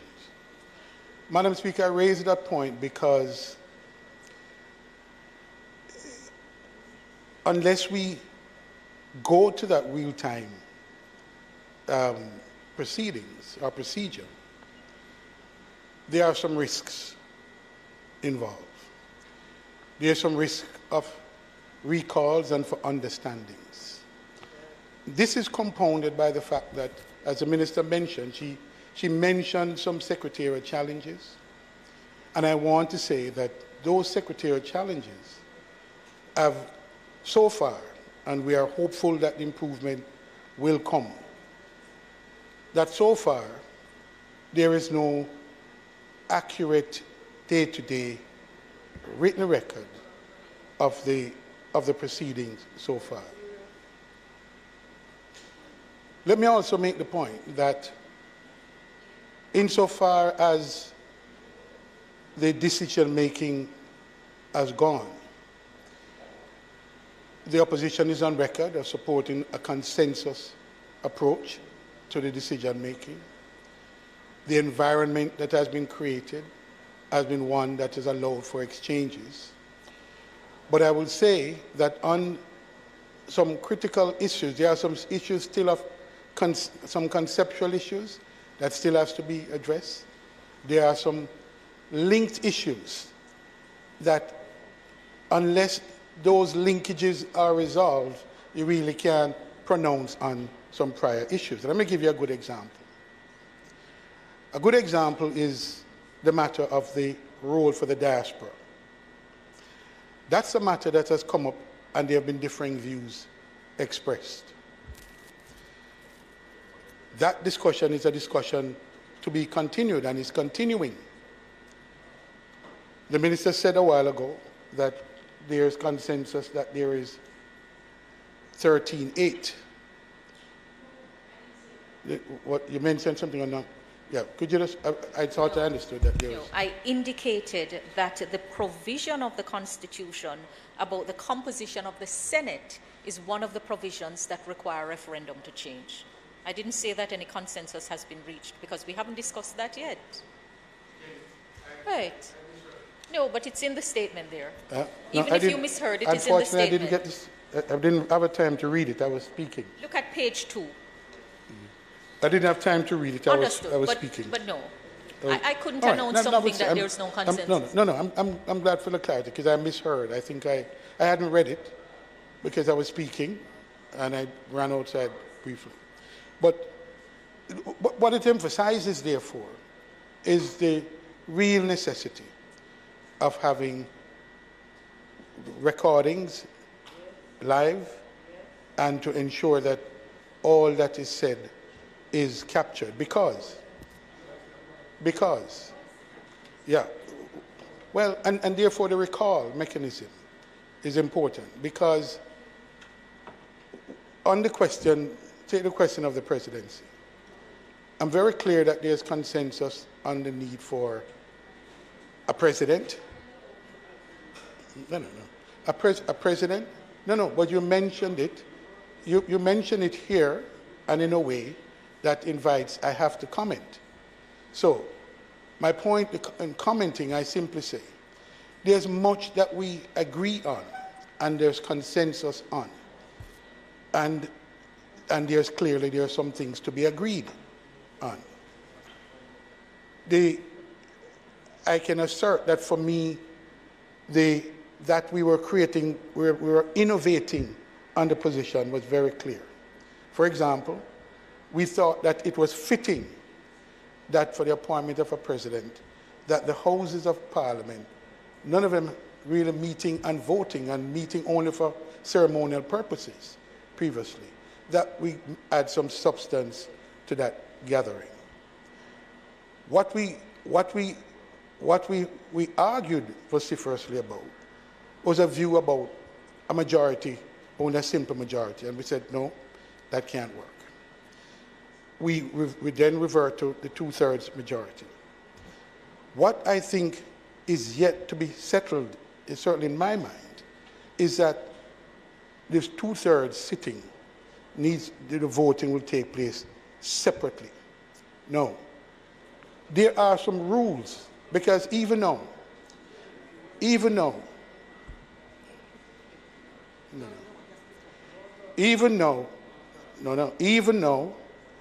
if that is to be the case, there are rules. There are some matters to be settled around that, how that is to be achieved, and some of the rules relating to a joint sitting of that nature. So there's work. I'm clear in my mind there's detailed work to be done on that. But I also say that from a broad framework point of view, one of the positions urged is that even as we speak to the need to deal with deeply entrenched matters and that which is not deeply or otherwise entrenched, there has been caution urged that whatever we put to the public must make sense. It must be coherent, and it must be sensible, because half a loaf may not reflect what the full loaf is intended to be. And what is missing can become far more important than what is in. So we have said we need to be, there are some rules, but we need to be sensible about this, because at the end of the day, what we want is a yes vote and for there to be success in this. I'll make one more comment, and then I'll sit. So the issue of Jamaicanization of the process has come up, and we've discussed it. That has been clarified, and there is broad understanding. However, there's another construct that we have discussed and has been clearly put on the table for further discussion, and that's the whole process of issue of decolonization and what that means. And that, as some of us have indicated, is as potent a consideration as Jamaicanization, however defined. So I will agree that the environment has been created for constructive discussion. We aim to be constructive. However, there are some important issues that, and I've pointed it out in the committee, that the government's role and the opposition role are not like any other roles. We have agreed to and subjected ourselves to a process that tells us that we are listening to other voices and other views. But at the end of the day, these two entities have some special role and contribution to make. And we come to that fully aware that this process is an evolving one, and there are some things we'll agree on, but there are some other things that must be agreed to ensure that what we've agreed on makes sense. I thank you.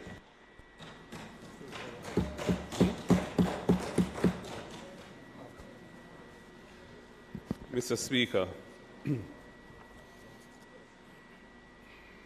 constitutional reform is quintessentially something that can only proceed if there is consensus. The structure of our Constitution necessitates that because there are many provisions in it which cannot be changed, cannot be reformed, unless it has the support of the government and the opposition. Furthermore, those things which not only require a parliamentary consensus, but an affirmative vote by the people in a referendum, of necessity would be assisted by there being consensus between the government and the opposition on those things. Absent such consensus, it would become very difficult for a referendum to proceed in a way which would be consistent with the idea of Jamaica moving forward together with a common sense of direction on this matter. The minister has come here today to make a statement.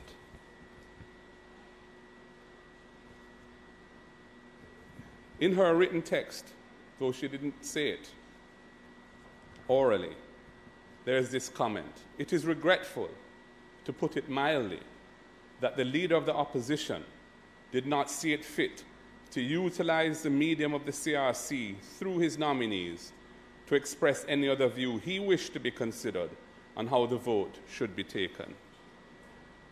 The statement, which was issued to the media by the party, was a statement issued under the hand, so to speak, of the two members of our two representatives on the committee. It wasn't a statement issued by me. I saw the statement, and I agreed with the statement, but it wasn't my statement. It was a statement of our two members. And it was necessitated because at the press conference held late last week, it was put out into the public domain that there was an agreed position in relation to a very fundamental issue, which is how the president is to be approved by Parliament, the choice of president. Now, we believe that any president must be somebody who has bipartisan support and the support of the wider public. That is fundamental because the role of the president includes being involved in making appointments to numerous sensitive posts. And that can often be contentious. And therefore, a president who has the support, the trust and confidence of the government and the opposition is very important. And the selection process must ensure that that is so. I think that is in the best interest of Jamaica. For us, the only way to achieve that is to ensure that the mechanism that exists in the Constitution that would prevent a resolution or a piece of legislation passing unless it has bipartisan support be employed. And that mechanism is that there should be a two-thirds majority in both houses. The structure of our Constitution is that no government has a two-thirds majority in the Senate. No government, whatever side forms the government at a particular point in time. And that is a very critical mechanism for ensuring consensus around certain important amendments to the Constitution, and in this instance, the appointment and approval of the President. The fact that the law says that the Prime Minister can appoint somebody having consulted with the Leader of the Opposition does not ensure consensus.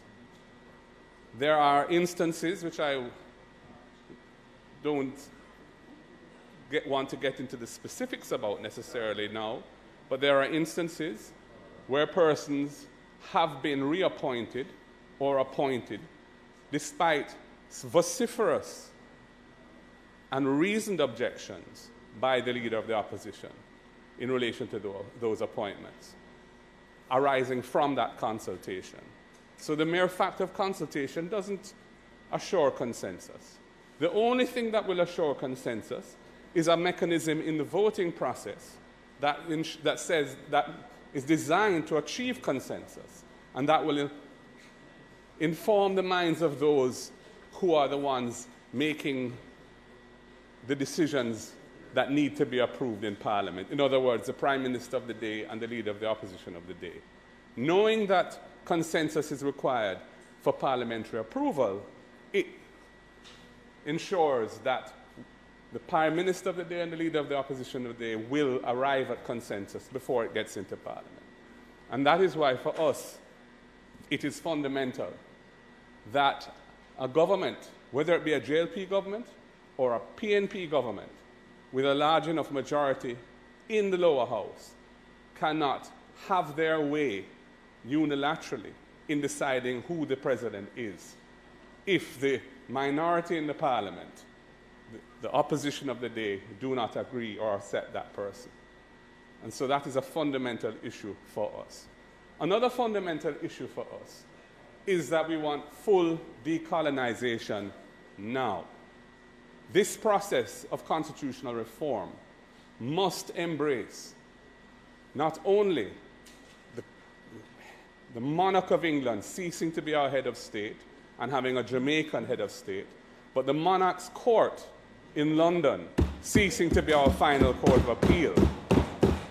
In fact, the latter issue is of more practical importance because it affects access to justice for the Jamaican people who cannot currently access the court in England because of financial constraints or because, in the case they want to go there to see their cases being heard in the appeal, they may need a visa, which they don't have a right to, and is at the discretion or whim, so to speak, of the consular officers who adjudicate these things in the UK bureaucracy. So that, for us, is also a fundamental issue. I know that the minister has a particular timing in mind for moving forward. But I must say right here that unless and until we form agreement around these fundamental things, haste will only make waste.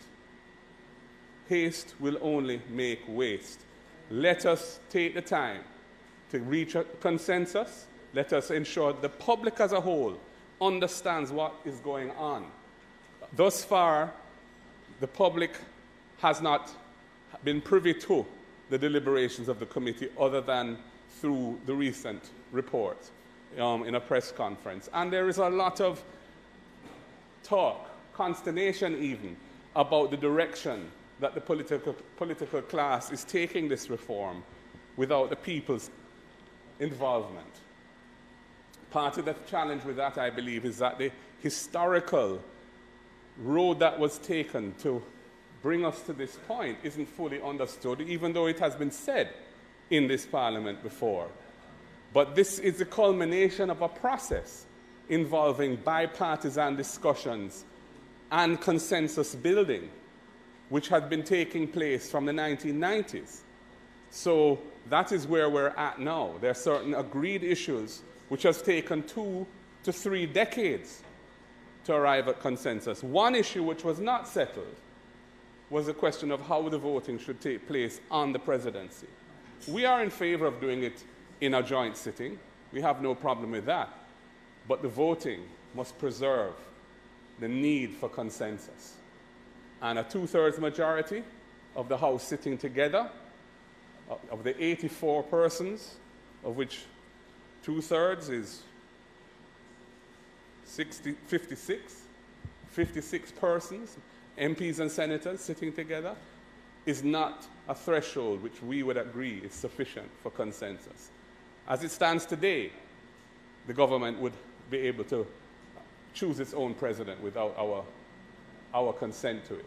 And who knows in the future what majorities particular governments may have.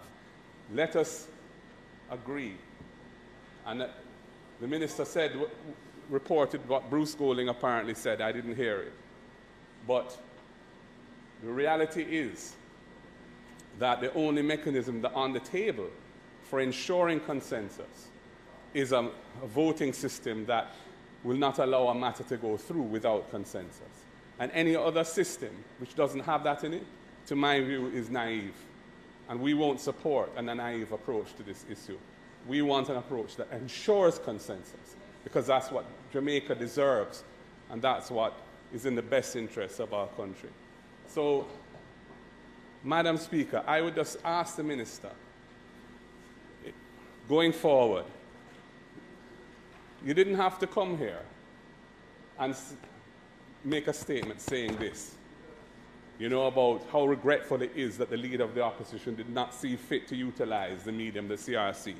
The release wasn't the leader of the opposition's release. It was a release by our representatives on that committee, and they felt it was necessary, and I agreed with them, because it had been put in the public domain in a press conference to the end of last week, that there was a particular agreed position, and our party doesn't support that position, and we felt it necessary to say so publicly.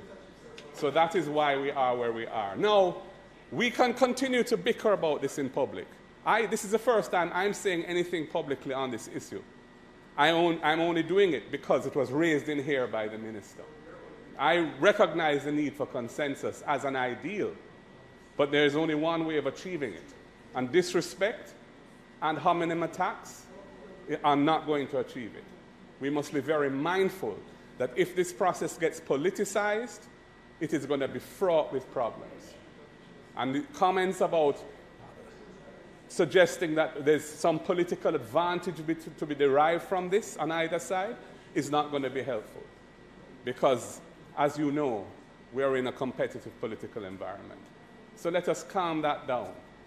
And if we would have said nothing on this matter had it not been put in the public domain, and had that not triggered a need to clarify it publicly. That is why that release went out. So, Madam Speaker, I would just say, let us try to restore a process of mutual respect, a process that seeks to achieve consensus, and let us be realistic around what that necessitates. Because if we're not, we will not achieve that desired objective. Thank you, Madam Speaker. Madam Speaker, one second. I have 2 comments. Yeah, man, I'll get to the questions. I will get to the questions. Madam Speaker, for any of these changes, it requires a referendum. In an environment where there is very little interest in all of these discussions, there may be a minority of persons who, in the political directorate and others in academia, who have an interest. The vast majority of Jamaicans don't, because they're dealing with their everyday struggles. My first recommendation is that the sittings of the Constitutional Reform Committee should be made public. In the same way that all committee meetings of Parliament are public, or everything that we do here is public. This is, I don't want to say a once-in-a-generational type activity, but it is close to that. And if you want to generate public interest in the discussions, I believe the committee should open up itself beyond having post-press conferences and media interviews so that the public can be privy to the discussions, the conclusions, and the recommendations. That's my first recommendation.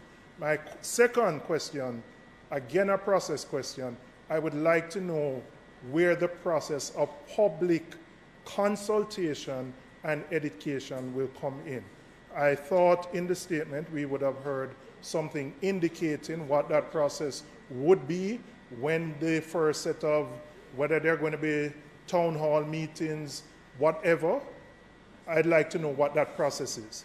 We run a real danger without that, or knowledge of that, of having a very, very low turnout in a referendum, whether it is done on its own or whether it is done within the political cycle of a local or general election, and we may defeat our own objectives of needing a majority to pass to make the kind of changes. So I'd like to know where we are with public education and information and what that process is.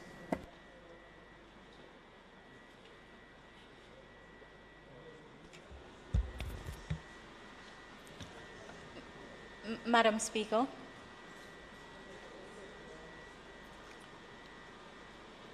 I can only say that absolutely no disrespect was meant. While I was speaking, a point of order was made and taken. Having heard the point of order, I modified what I had written to take into account the point of order. I accepted the explanation given. I don't know. It was my hope that that would be enough evidence that no disrespect is meant. I'm simply reiterating, we have a mechanism, both sides are present, let's utilize it before we go to public. But then I can understand, given the recommendation that the committee should open up itself, well, the committee did not really close itself down. It's a recommendation that can be taken and discussed within the committee. I appreciate that people want to know, and many times suspicion arises because of ignorance. There is really nothing to hide. And on the issue of the importance of us arriving at consensus, bear in mind that the bill would have to be passed by both houses of Parliament first. And as has been said, even if the party forming government has the majority, as this one does, constitutionally you don't have the majority for 2/3 vote in the House. And if the bill is not passed in the Parliament, as the Constitution requires it to be passed, there will be nothing to go to the people. Nothing. So there is no preaching that needs to take place, because that is understood. It is also understood that the opposition and the government are passionate about certain issues. It has never been a secret. I think the member for St. Andrew Weston, who sits on the committee, perhaps spoke prose-like, but he has not been shy in making the views of the parliamentary opposition clear. I think perhaps he has been uncharacteristically clear in what he has put out there about the issues that he is hoping we will arrive at some consensus on. He has never been shy to do it. He has never done it in a shy way. So I just say, To answer the question about the process of public consultation, we are at that point now. At tomorrow's meeting, there is a public engagement and communication subcommittee that has been formed. And the subcommittee is looking at the schedule of engagement that needs to be done. And they're doing consultation. It will cover not just media engagement, but meetings. We bear in mind that the referendum will be held similarly to how a general election is held. And so we have an idea how you'd have to micro-message to ensure that everybody knows and their input is had. So we're working that out, and it will become available. Already, some meetings have been held. And the proposal is also to take the work and the meeting of the committee across the island, at least in each of the counties. So there is no secret. I fully appreciate people wanting to know. Bear in mind, though, that it may not be helpful to start deliberations in the public just like that when you're working out a mechanism. So we're looking on recommendations already made, a vast body of work. We're considering whether, with the passage of time, there is anything new that needs to take place. Constitutional reform work is complex, so that deliberating outside of the public glare doesn't mean it is secretive. It is a way to make it as constructive as possible. And then we go to say, here is what, having looked at the recommendations that we're working on, here is what we're recommending to put out. So far, the issues on which the consensus has been reached, these are not secret issues at all. It's really the overarching goal of the reform. There are other things that it may be more helpful from day one to have the deliberation publicly. But the call for putting everything in the public glare at once may not always be the most productive way of dealing with it. And it doesn't equate to being secretive. It doesn't equate to hiding. You know, I think there is still a place for behind the scene as there is a place for on center stage. But all Jamaicans and parliamentarians can be assured that there can be nothing secretive in the work of the Constitutional Reform Committee. There can be nothing secretive in the work to reform the Constitution, because this is the only time that the people themselves will have to vote directly to pass a law. So I will close by saying that, yes. Do you have a budget for the public engagement and consultation and the different fora that you plan to have across the country? We're working it out. We actually have a proposal from the GIS as one of the medium through which we will disseminate the information. But, you know, we get caught in the end of financial year, end of one financial year, start of the other financial year. So those are the administrative things that are being worked out. I think just about not only government, but even private sector usually have those transitions between one financial year and the next. And that is where we are in this juncture. But everything will be made public. I came to the Parliament from day one with a commitment to providing update, and on every occasion I have renewed the commitment. Nothing has changed. It's not just some of us that are listening to the concerns. I certainly have a duty as the chair and a minister with responsibility to pay attention to the concerns raised. Because, Madam Speaker, if we cannot pass the bill in the Parliament, there will be nothing to go to the people. And I think that is enough for all of us who are concerned to take particular note of. If the Parliament can't agree on the bill, there will be no bill to go to the people, because the Constitution says that it only goes to the people after the Parliament has passed it. And the vote to be taken is a vote that will require both sides of the aisles. So I end by reiterating that there is nothing secret in the work being done. This is the people's work. The people will have to own the changes and vote to approve them. This is not government or opposition work alone, but somebody has to initiate the work. Somebody has to take charge of the work. Somebody has to direct the work. All right, it's just like somebody say, we want a meeting. Somebody has to take the decision. When will the meeting be held? Where will it be held? At what time will it start? How will you get people to the meeting? Somebody has to take responsibility for the work that would be involved in achieving the objective. This is the people's work. This is the people's work. Our democratic process yields a government at the end of it, and important responsibilities are entrusted to a government. Our democratic process speaks of a parliamentary opposition to which specific responsibilities are assigned. And this work involves the representatives of the people and the people themselves. So be assured, this is the people's work. There is no secret. There is nothing to hide. Madam Minister. Announcements? Laid on the table of the House today are the following. Ministry Paper number 36 of 2023 entitled Annual Report of the Firearms Licensing Authority for the period April 1, 2017 to March 31, 2018, and the Annual Report of the Firearm Licensing Authority for the period April 1, 2017 to March 31, 2018.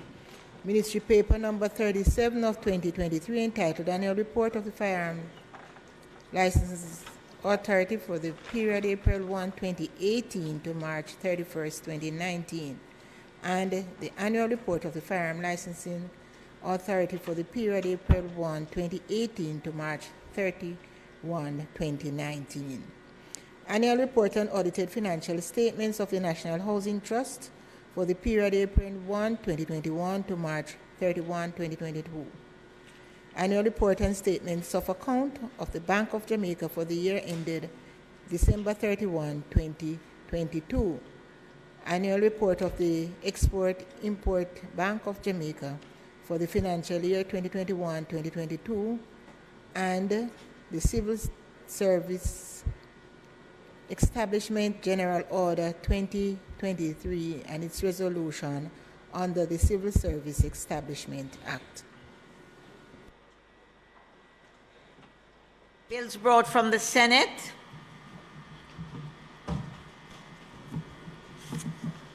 The following is a message from the President of the Senate.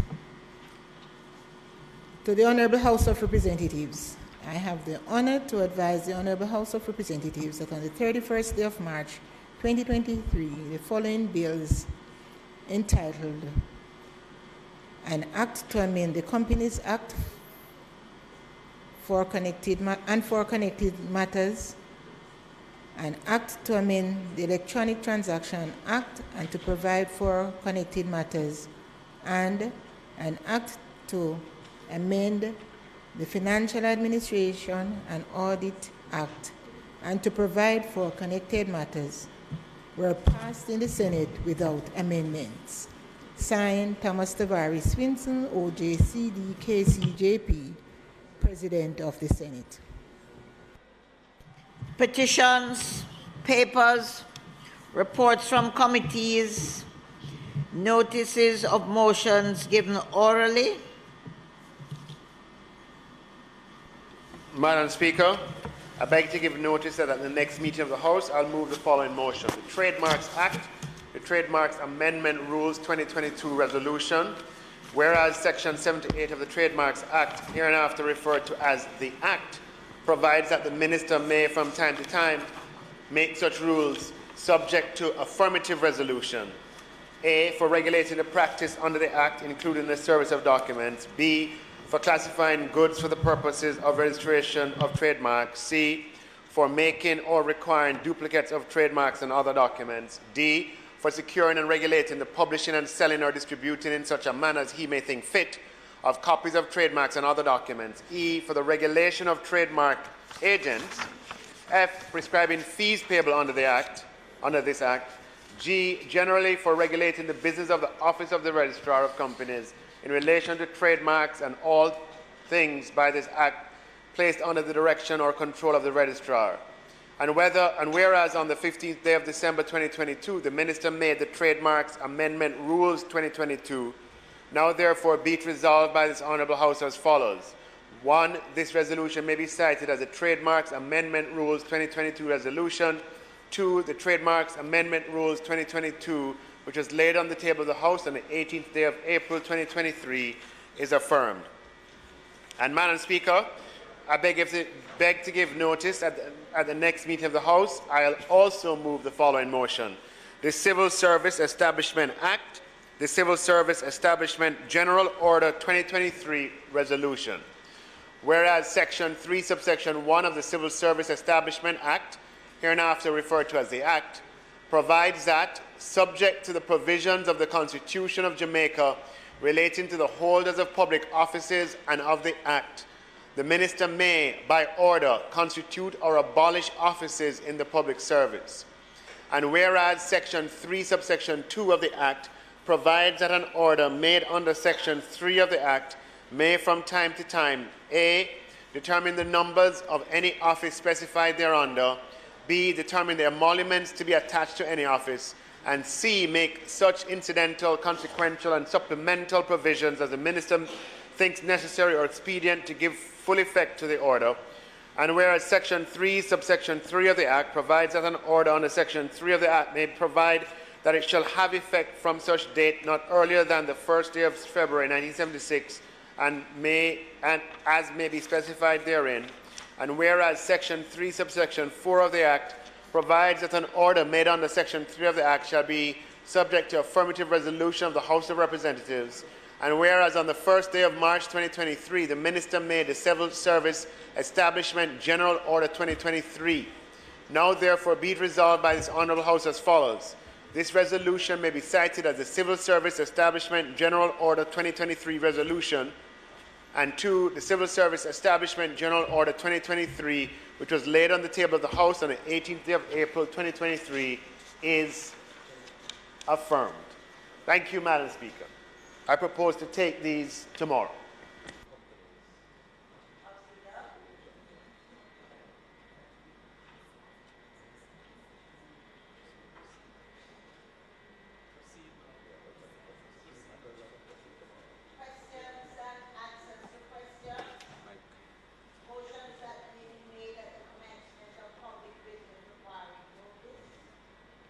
Motions relating to sittings of the House, motions for leave to introduce bills, presentation of bills without leave of the House, first obtained,